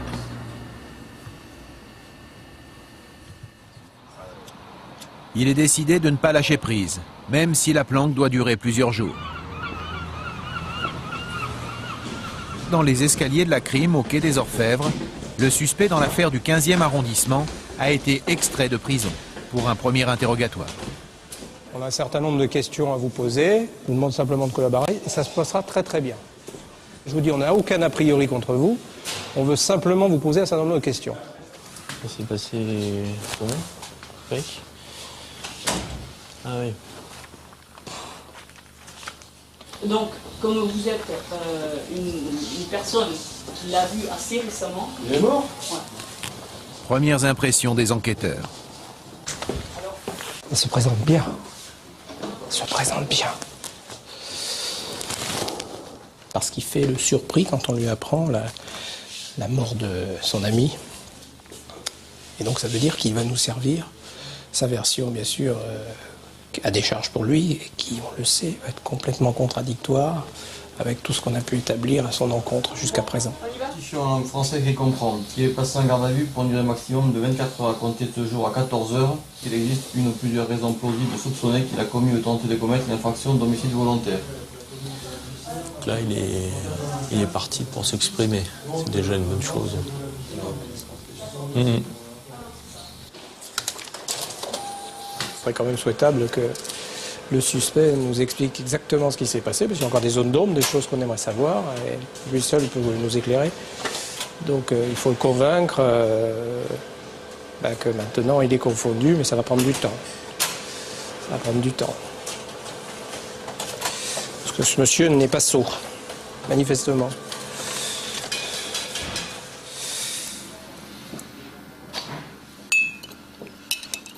La journée risque d'être longue. Tous les ordinateurs de la brigade sont en réseau. Le capitaine Martial peut ainsi suivre en temps réel ce qui se dit derrière la cloison. Oui. Étranger d'abord, devant, ouais. Vous pouvez suivre la procédure en direct? Oui. Ça, c'est tout nouveau. C'est-à-dire, je peux suivre effectivement ce que ma collègue est en train d'enregistrer dans 2 bureaux à côté. Ouais. Ça nous évite d'aller gêner l'atmosphère et les liens qui peuvent s'établir au cours de l'audition. Ça évite d'aller l'interrompre pour lui poser des questions et donc la laisser tranquillement s'organiser. Alors ? Celle qui pose les questions, c'est Isabelle. Pour l'instant. Je vais l'adopter, je pense. Il est un petit peu lenteur, donc. D'accord. Oui, il veut se la jouer. Justement, qui se la joue, on pourra le reprendre de temps mieux après. À la limite, pas trop de monde parce qu'il va encore. Il y a un petit peu d'étouffement. Non, c'est bon. On a choisi Isabelle parce que déjà c'est la seule femme du groupe et qu'elle peut avoir un impact sur ce personnage un petit peu ambigu, un peu ambivalent, qui est le suspect. Disons, il est très très loquace, c'est bien. Ouais. Si ça continue comme ça, c'est bien. C'est bien. Alors là, il s'est, tu vois, à vouloir trop en faire, là, il s'est mis dedans. Là. Il en fait trop, là. Oui. Pour l'instant, tout se passe très bien.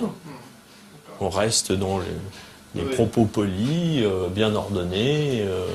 On est dans les apparences et dans le non-dit. Voilà, oui, tout à fait. Bon, quand il va falloir qu'on lui mette un petit peu la main dans le pot de confiture qu'il avait empoigné, là, ça va déjà être différent. Hein.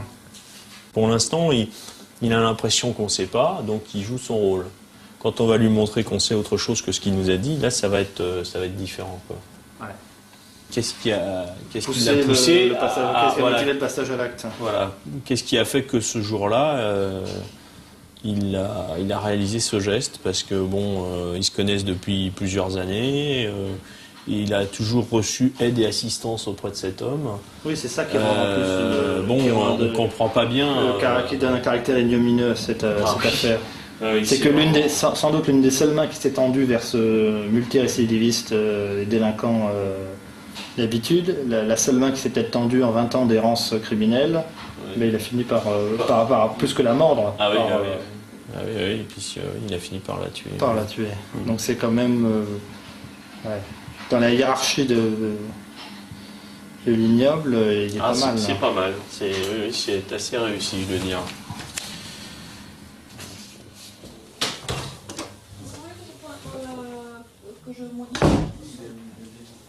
Il est cohérent. Il a son fil, il a bien préparé son truc, il a les parades qu'il a, on les voit, c'est totalement transparent.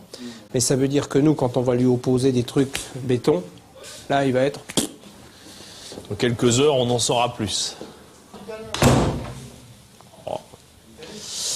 Bon, il est en train de lire, ça va.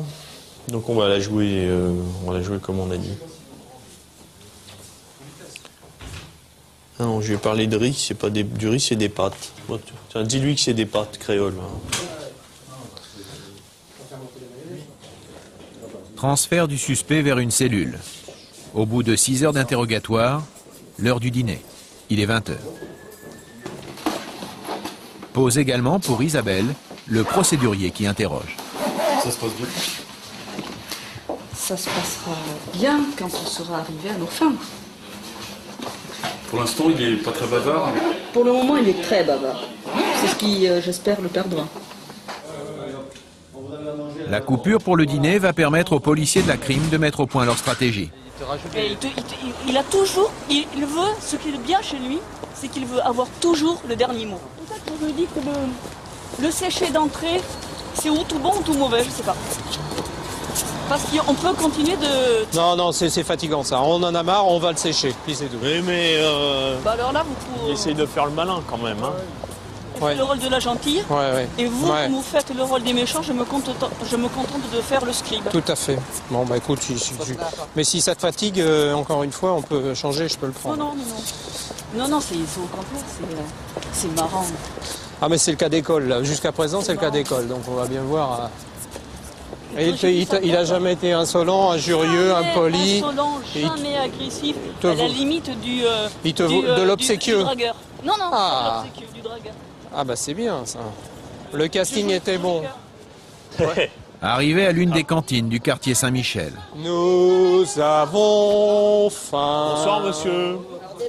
Il faut lui laisser sa chance, tu as raison. Mais qu'il y ait tout le monde là pour déjà qu'il y ait une ambiance, bien sûr. Une ambiance. Toujours gentil. Bon, et voilà, il y a 2 contradictions. On est tous là.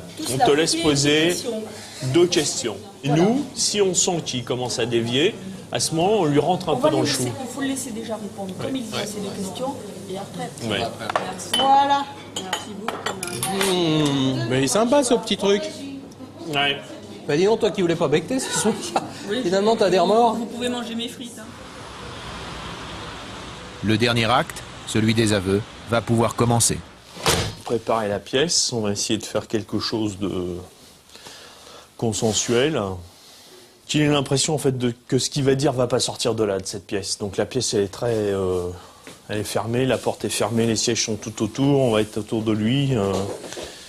On a une question d'ambiance.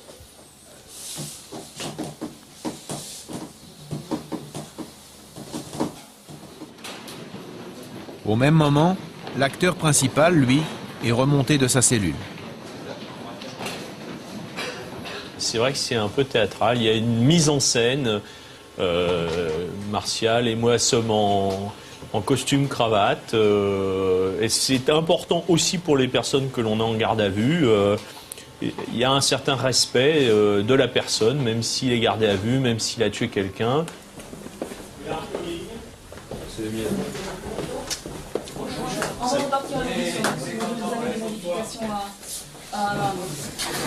Donc, patientez, je pose les deux. Il y a un truc que tu veux modifier, qu'est-ce que tu veux? Au niveau de la question que vous m'avez posée là. Jusqu'ici, bon enfant, l'interrogatoire va changer de ton. Isabelle va se contenter de retranscrire. Ce sont désormais ses collègues qui vont prendre les choses en main. Derrière cette porte qui se referme, le rideau vient de se lever sur le dernier acte. Nous sommes ici à la brigade criminelle. Là, à 9h15, où vous nous dites ce qui s'est passé, et on en sait beaucoup plus que vous le pensez, ou vous vous enferrez dans des conneries et vous allez partir au ballon. Au ballon, vous y êtes déjà, mais vous y êtes pour une escroquerie. Là, c'est pas une escroquerie, c'est un meurtre, hein. D'accord? Là, t'as l'occasion d'être un homme une fois dans ta vie. C'est maintenant. Prendre tes responsabilités, t'as fait une connerie, tu t'assois dessus, point à la ligne. T'as rien à voir là-dedans, on te prouve le contraire. Sous la pression, l'homme a fini par avouer. Donc on comprend, on veut bien admettre que c'était pas prémédité, qu'il y a eu un dérapage, mais on veut comprendre. Et tu vas tout nous expliquer dans le détail.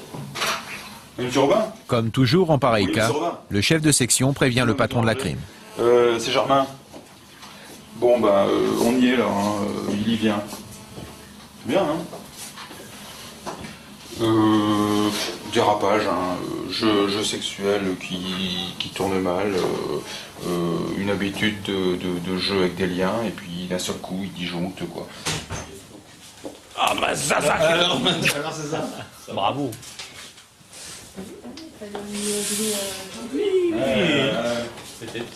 C'est un geste d'une gravité extrême, c'est pratiquement le pur geste que quelqu'un puisse faire, ôter la vie d'un autre.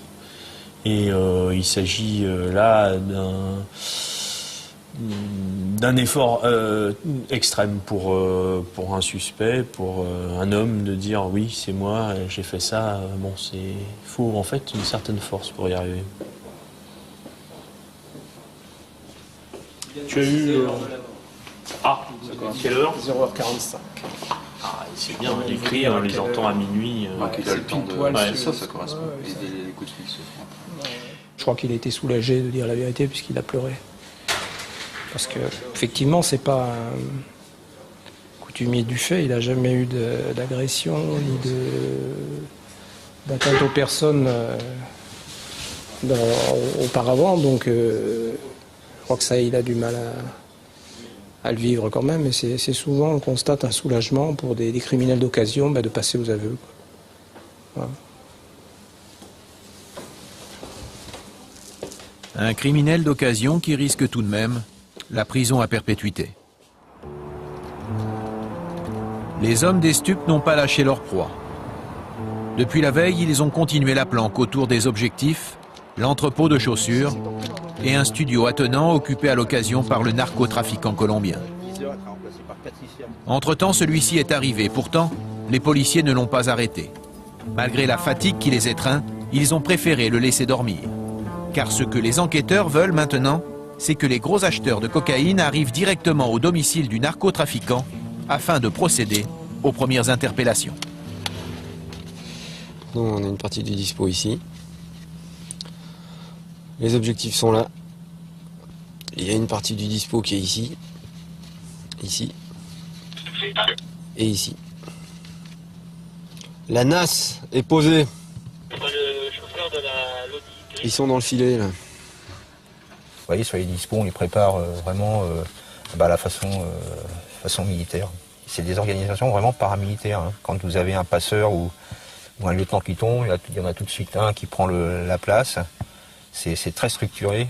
Et bien contre des organisations paramilitaires, et bien nous on est obligé d'avoir une attitude militaire en fait. Hein. Il y a des clients qui appellent. Coup de téléphone. Au bout du fil, la patronne des stupes. Et il y a 2 autres clients qui ont prévu des rencarts sur le coup de 18h et 18h30. Tiens le chum. Ouais, je suis avec la chef là, au fil. Là. Ouais. Elle compte sur vous la chef. J'ai eu son message. Tiens, je te passe Marc, chef.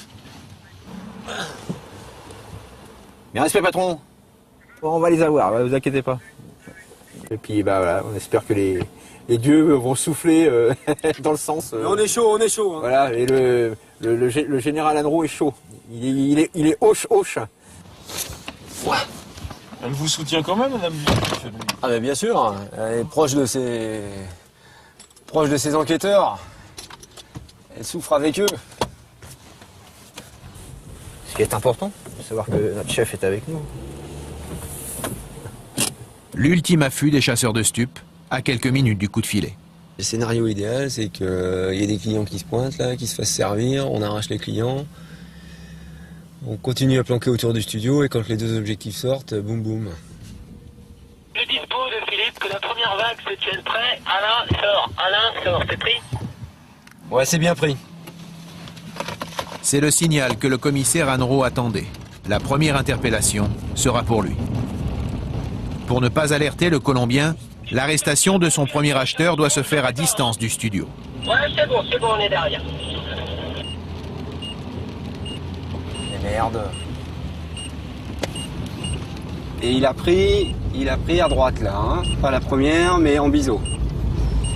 Il a pris la rue Galilée. Ouais, il est bloqué au feu là, Arnaud, hein. C'est tête de feu. Et puis à ce moment-là, je passerai devant. Les 2 motos sont déjà lancées à la poursuite du client. Merde! Au volant de son véhicule, dans la circulation, le commissaire doit absolument rattraper la voiture. J'arrive, je suis là.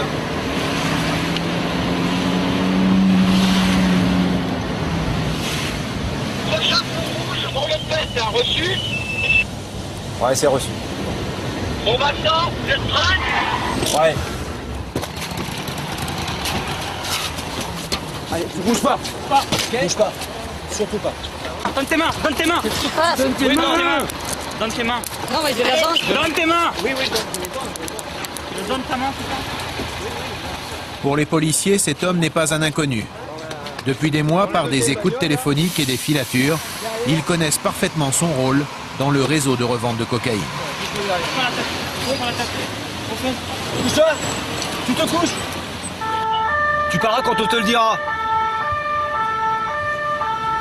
On va t'en poser des questions, t'inquiète pas, coco.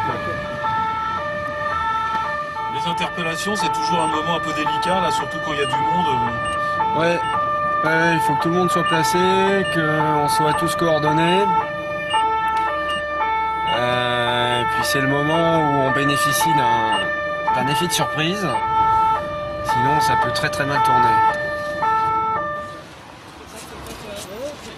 C'est un mandat. Ouais, c'est ça un mandat, ouais. Un mandat que t'envoies où? Pendant le trajet vers le commissariat le plus proche, le trafiquant a tenté de faire disparaître un mandat. L'un de ces fameux mandats destinés à virer de grosses sommes à l'étranger et à blanchir ainsi l'argent du réseau.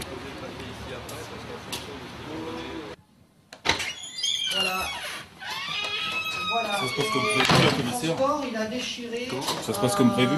Mandat d'envoi donc Western Union. Pour l'instant, Une souche d'envoi Western Union. pour l'instant c'est Voilà. pas mal. C'est pas, Pour l'Espagne, hein. c'est pas le top encore. Ok.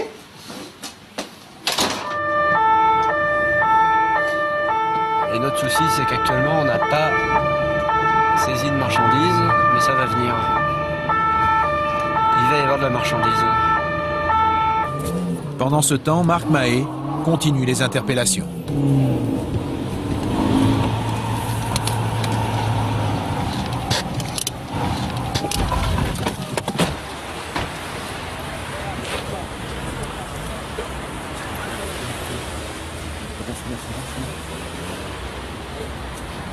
Ça, la voiture.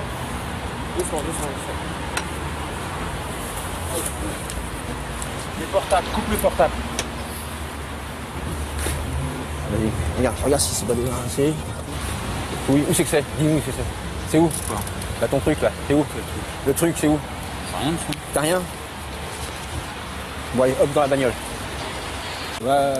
Et après, on vous rejoint avec Yvan. On y va que tous les deux, Yvan et moi, et puis on vous rejoint après, ou on l'emmène lui.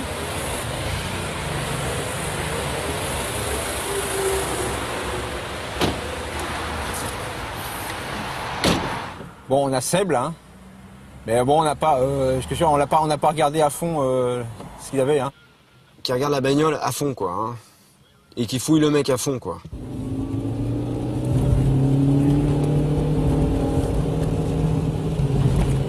Putain, on a toujours pas de cam, hein. Chier, ça, merde.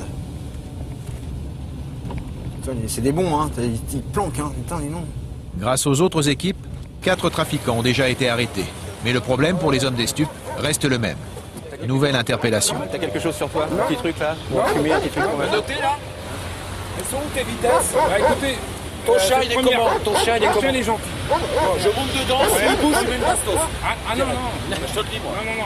Elles sont gentilles. Comment elles sont où les vitesses? Les vitesses, première.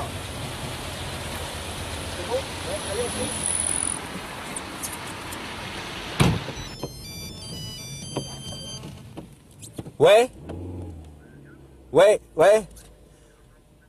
Bah, je suis en train d'écouter une converse en espagnol, là, et je conduis le mec qu'on a interpellé au central. Bah, allez-y.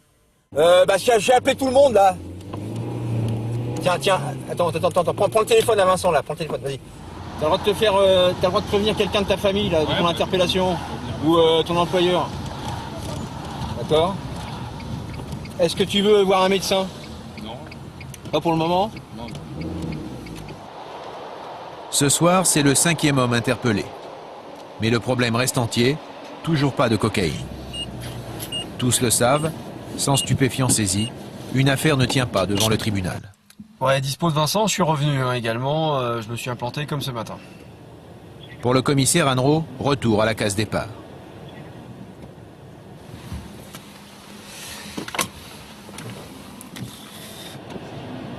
Ouais, José et Eric, là, les motards, vous vous sentez aptes pour cette opération? Le commandant Marc Mahé décide de lancer l'assaut du studio. Il donne le feu vert à tous les policiers déployés. Reçu, Vincent. Vincent et Lionel, on est dans une même voiture, on peut le faire aussi, on peut vous accompagner. Hein. Le commissaire Vincent Annereau et les 2 motards sont les premiers à être envoyés sur l'objectif. Ouais, je vais y mettre aussi le cama, je vais arriver en piéton. Ouais, d'après Philippe, c'est jouable. Là. Maintenant, silence sur les autres, on laisse les piétons parler.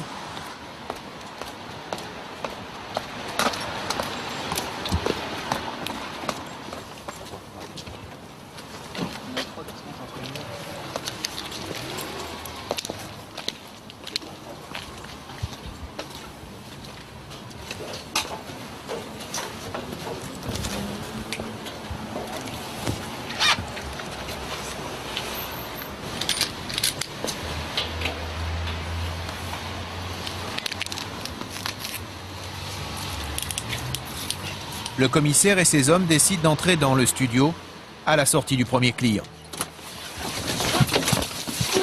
Allez, seul! Tu bouges pas! Bouge pas! Les mains sous le mur! Les mains sous le mur! Allez, putain, toi! Couche-toi! C'est bon aussi.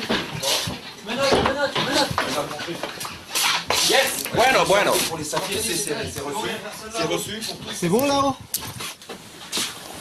Fort les mecs, c'est bon ça. À l'intérieur, 3 individus. Le narcotrafiquant colombien, l'importateur de chaussures portugais et un acheteur. Mais aucune trace de cocaïne. Coup de téléphone à son supérieur hiérarchique. Ben, la marchandise, on la cherche pour l'instant. Mais on va la trouver, hein. On va la trouver, chef. Sans problème. Ah ben, ça va sans dire, hein. Si on n'a pas de cam, on rentre pas au 36. Mais on va la trouver là. Wesh. J'ai froid, putain. Moi j'ai chaud. Le Colombien est maintenant seul avec les policiers. Il va indiquer au commissaire où se trouve la marchandise. Et tu sais qu'on cherche un truc là. Ouais, il est là dans la voiture. Où ça? Il est là dans la voiture. Dans ta voiture? Vas-y, tu me dis où c'est? Ouais, à tout à l'heure. Ok, ça c'est de la coke ça? Ouais. Ça c'est le demi. C'est un demi-kilo ça? C'est dans les rousses. Purée, mais c'est merveilleux avec toi si tu nous dis que... Voilà.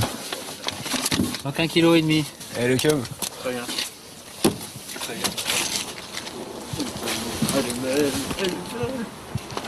Franck, Thomas.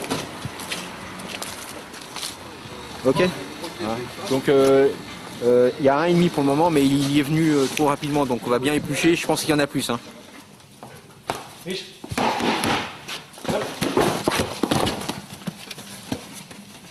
Appelé en renfort, une équipe cynophile va chercher pendant 2 heures dans l'entrepôt.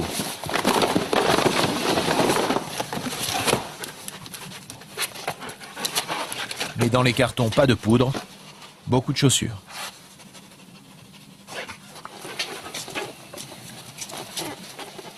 À l'étage, dans le studio, le commandant Mahé va alors recevoir une curieuse visite. Bonjour monsieur. Oui.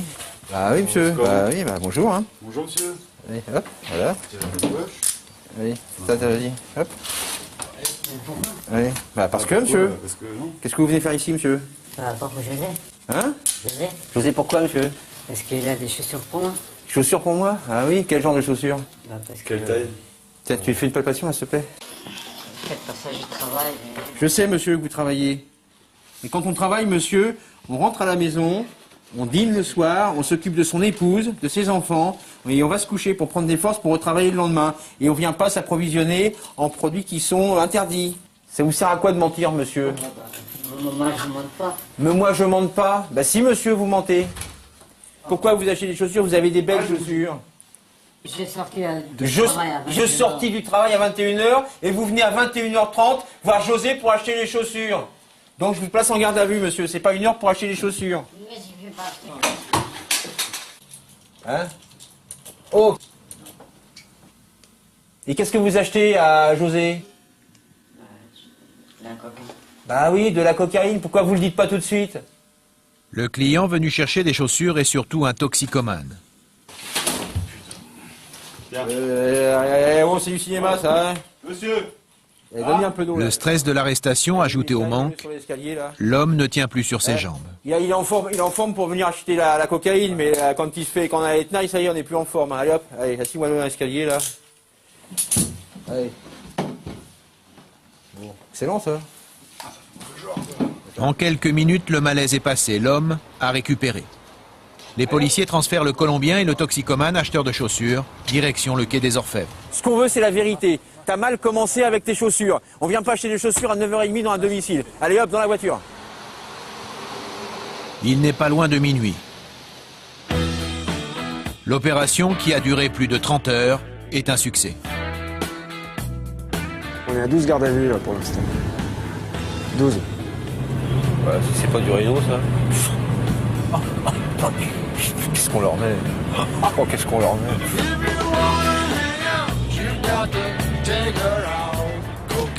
12 arrestations, 1,5 kg de cocaïne saisie, mais surtout la mise hors d'état de nuire de cet homme, le Colombien. Narcotrafiquant notoire, c'est une très belle prise pour le commissaire Anro.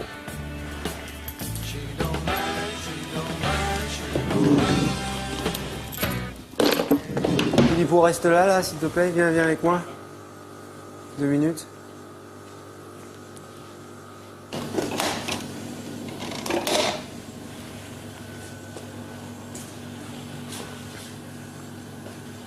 Tu veux une cigarette ou pas? Ouais.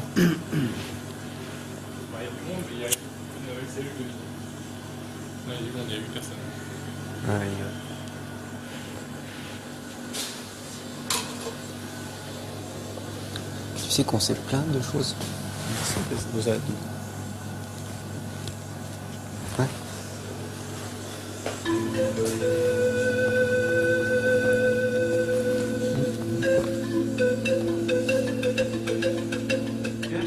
délai de garde à vue en matière de trafic de stupéfiants est de 96 heures.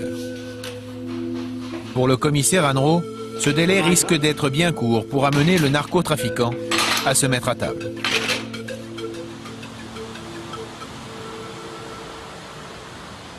Mais le coup de filet n'est pas terminé. Le lendemain, à l'heure du laitier, la brigade des stupes a fait appel au gros bras de la police judiciaire, la BRI. Pour les policiers, il s'agit désormais de finir le démantèlement du réseau, en arrêtant maintenant les plus gros clients, suspectés d'être eux-mêmes des revendeurs. Dans cet immeuble, le repérage a permis de constater que certaines portes étaient blindées, les grands moyens donc sont utilisés.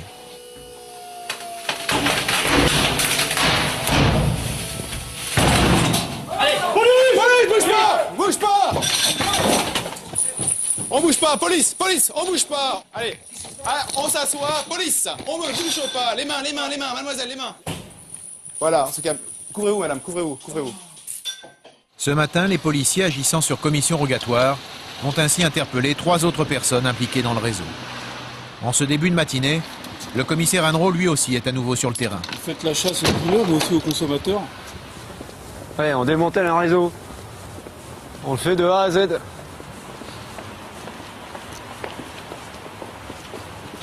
La nouvelle interpellation a lieu en plein Paris, au domicile d'un cadre supérieur. L'enquête en cours fait apparaître que le propriétaire des lieux a l'habitude de passer de fréquentes commandes de cocaïne au réseau colombien. Il est là? Il est où? Ça va pas la tête? Bébé! Lève-toi! Bouge pas! Police! Arrestation mouvementée due à la surprise, l'interpellé ne comprenant pas tout de suite la raison de cette intrusion matinale. Ça, c'est une commission rogatoire. Lève-toi. Lève-toi, tu vas dans ta chambre. Tu vois ça, vieux? Regarde bien. Commission rogatoire. D'accord? Ok, ouais. Pour le sait que t'es chef d'entreprise. Ici ou pas? T'es également cocaïnomane. T'as des produits ou pas? Allez. Dans la cuisine, à côté... À côté de quoi? Vite! À côté Lève-toi. du frigo. Le suspect a indiqué très vite l'endroit où se trouve le produit, la cocaïne. Dans un placard, au milieu de la cuisine, à la portée des enfants. Et dans un sachet, presque 10 grammes de poudre. Ça, c'est le nécessaire, vous voyez? De quelle brigade? La brigade des stupes. T'as des espèces de cachées quelque part, là, chez toi? Non. Non. Bon, quand je te demande si t'as des espèces et que tu me dis non... Ah non, mais ça c'est du bureau, ça.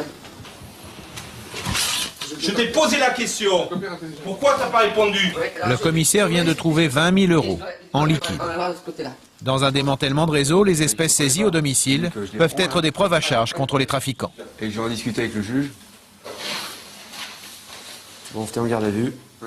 Hein? D'accord. Qui vous les a remis? Pour moi, c'était un grossiste en chaussures.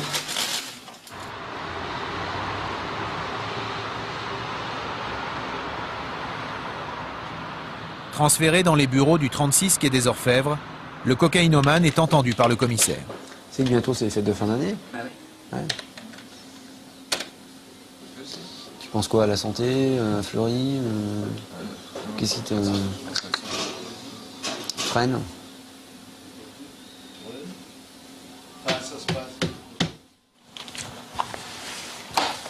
Ça, c'est pas bien, ça. Je reconnais que c'est pas bien. C'est quoi ça? Je reconnais que c'est pas bien. Et c'est quoi? Je reconnais que c'est pas C'est bien. du sucre glace, c'est quoi ça? Non, non. Ça c'est quoi ça? Alors toi tu me dis que tu achètes par 1 gramme ou 2 grammes maximum, et je vais chez toi, j'en trouve 10. Mais je te jure sur tête de mes 2 filles. Ouais, non, là, attends. Sincèrement. Sincèrement, avant de prononcer des choses comme ça. Mais alors, je peux te dire sincèrement, tu sais. Ah, alors, tes filles, je pense, laisse-les où elles sont. Il n'y a pas plus cher à mes yeux que ça. Elles ont un père cocaïnomane pour l'instant, tes filles, tu vois. D'accord? Parce qu'avoir ton comportement avec 2 gamines, dont une de 6 ans, on laisse entraîner de la cocaïne partout dans l'appartement, c'est pas sérieux, même si t'as un grand appartement. D'accord? Alors me fais pas le trip père de famille qui aime ses gosses. Non mais t'es comme tous les voyous quoi. Bon alors quand je te dis question, devait-il vous verser des intérêts? Réponse, non, ce n'est pas. L'homme était sur écoute depuis plusieurs mois. Le commissaire veut maintenant obtenir quelques explications. Et toi, tu lui parles d'intérêt. Bon, alors tu me mens. Le mot cocaïne n'apparaissant jamais dans les transcriptions, le commissaire veut connaître la signification du mot intérêt dans ses appels avec le Colombien. C'est certainement vrai que je lui ai dit ça, mais... Attends, écoute-moi, c'est tellement... Tellement quoi? Je sais pas, je comprends plus rien. Je comprends plus rien. Oh,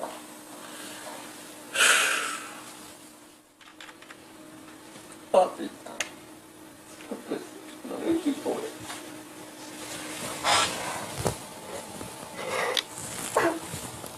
Bon, arrête de faire la danseuse, là, tu m'énerves. Tu pensais quoi quand tu lui dis ça va te coûter cher en intérêt? Je pensais qu'il allait me dédommager avec de la coke. Alors, en fait, je voulais qu'il me dédommage avec de la coke. Ouais. 2 heures d'interrogatoire auront suffi au commissaire Anro pour faire avouer au cocaïnomane sa relation avec les 2 trafiquants portugais et colombiens.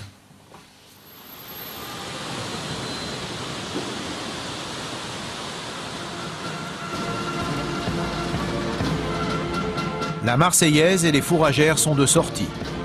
Cause de cette agitation, l'installation par le ministre de l'Intérieur lui-même du nouveau préfet de police, Pierre Mutz, tout juste nommé en Conseil des ministres. Ex-directeur général de la gendarmerie nationale, Pierre Mutz est un homme de terrain qui a fait un brillant parcours militaire dans des unités d'élite. Je sais que votre nouveau préfet de police possède toutes les qualités pour vous conduire à toujours mieux servir nos concitoyens. Je suis certain que la période qui commence aujourd'hui sera celle de nouveaux succès dans cette entreprise républicaine.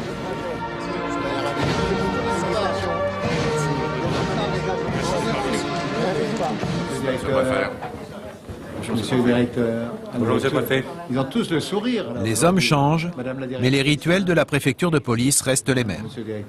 Sitôt nommé Pierre Mutz, le nouveau préfet doit se plier, comme son prédécesseur, aux usages de la maison. Monsieur le directeur. Mais il n'y a que des directeurs ici. Là. Bertrand, préfet. Donc pour aujourd'hui, ce matin, le Conseil des ministres, on a eu une délégation d'élus bretons, bon, tout s'est bien passé. Sans cela, les vœux à la presse de M. Don Dieu de Vabre, ça se passe au Grand Palais. C'est aujourd'hui? C'est aujourd'hui, oui, c'est à 11h30, donc on sera présent aux abords au cas où. Là, les 2 manifestations d'éducation... À la brigade des stupes, pour les 12 interpellés du coup de filet, la procédure suit son cours. Tournez-vous et regardez dans cette direction. Dans le bureau d'à côté, c'est la cocaïne qui est photographiée. Moutarde d'épices.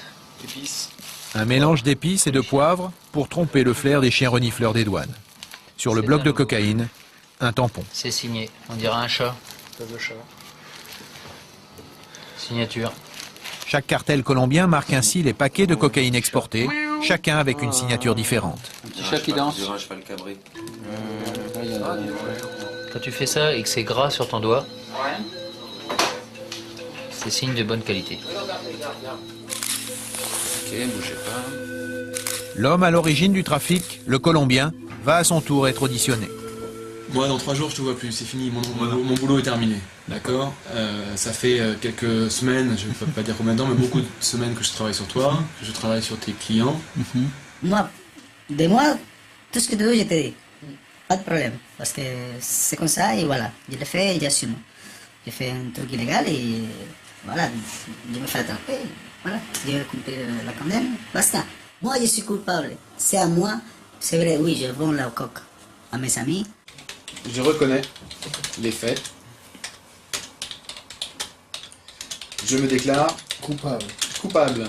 Peut-on alors dire que votre fournisseur est basé à Madrid et qu'il s'agit d'un de vos compatriotes? Je ne peux pas parce que j'ai peur pour ma famille. Je ne peux pas vous parler de fournisseur parce que si jamais je le fais,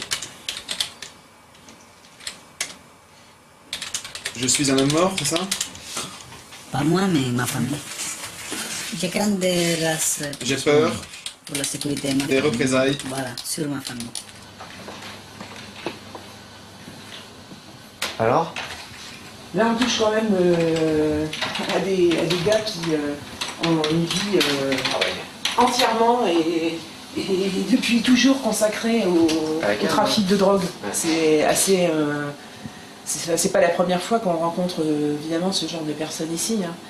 Mais moi je trouve que ça a quand même un côté assez pathétique quand même. Parce qu'il parle très très bien français, hein, il a un très bon vocabulaire et il a appris ça, il a appris cette langue en prison. C'est quand même assez étonnant quoi. Hein. C'est assez terrible. Hein. Ok. 2, 4, 6, 8, 10 000. Cet argent est saisi dans le cadre de l'affaire. Pour cette seule opération, 35 000 € en liquide ont été saisis.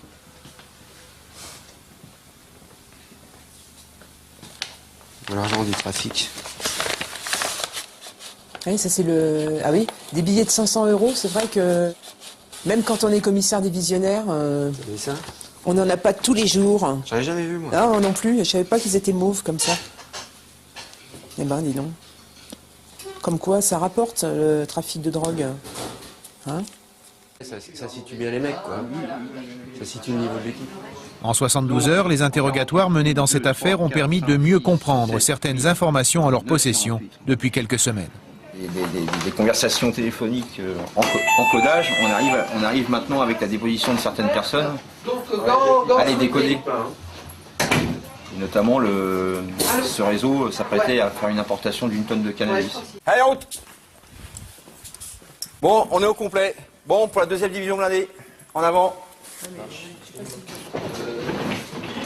Les gardes à vue sont maintenant terminés. Tout le monde a rendez-vous chez le juge d'instruction. 12 personnes qui ne sont que la partie émergée de l'iceberg. Dans le bureau du magistrat bientôt, elles ne tarderont pas à livrer beaucoup d'autres informations. En avant.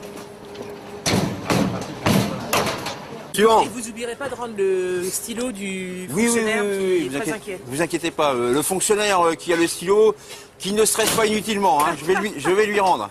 Suivant.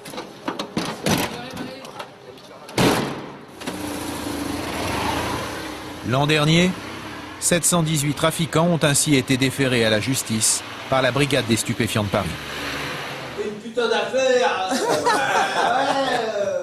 Cela méritait bien une nouvelle photo pour le mur au trophée de la commissaire.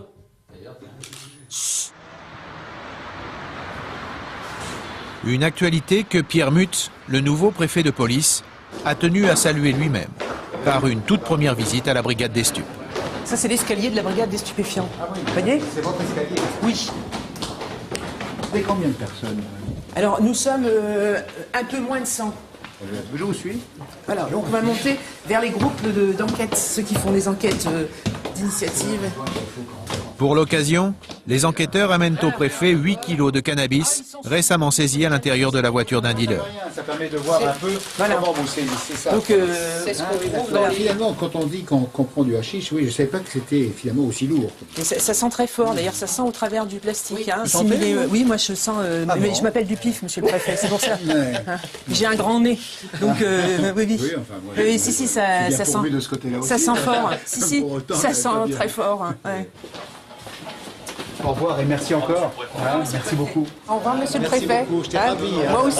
Moi aussi, j'étais très contente.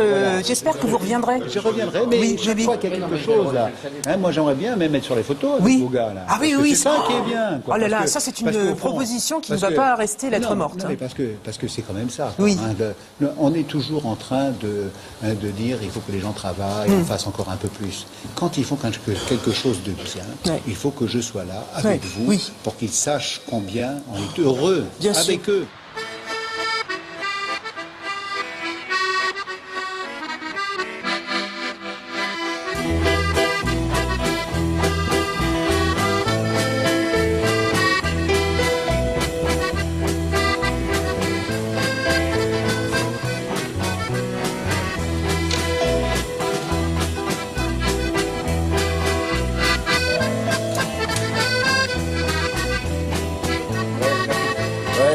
Merci Marie.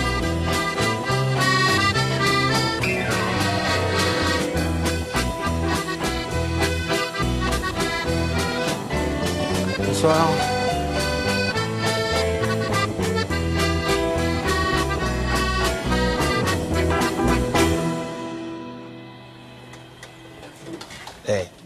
C'était mieux, Jojo, toi.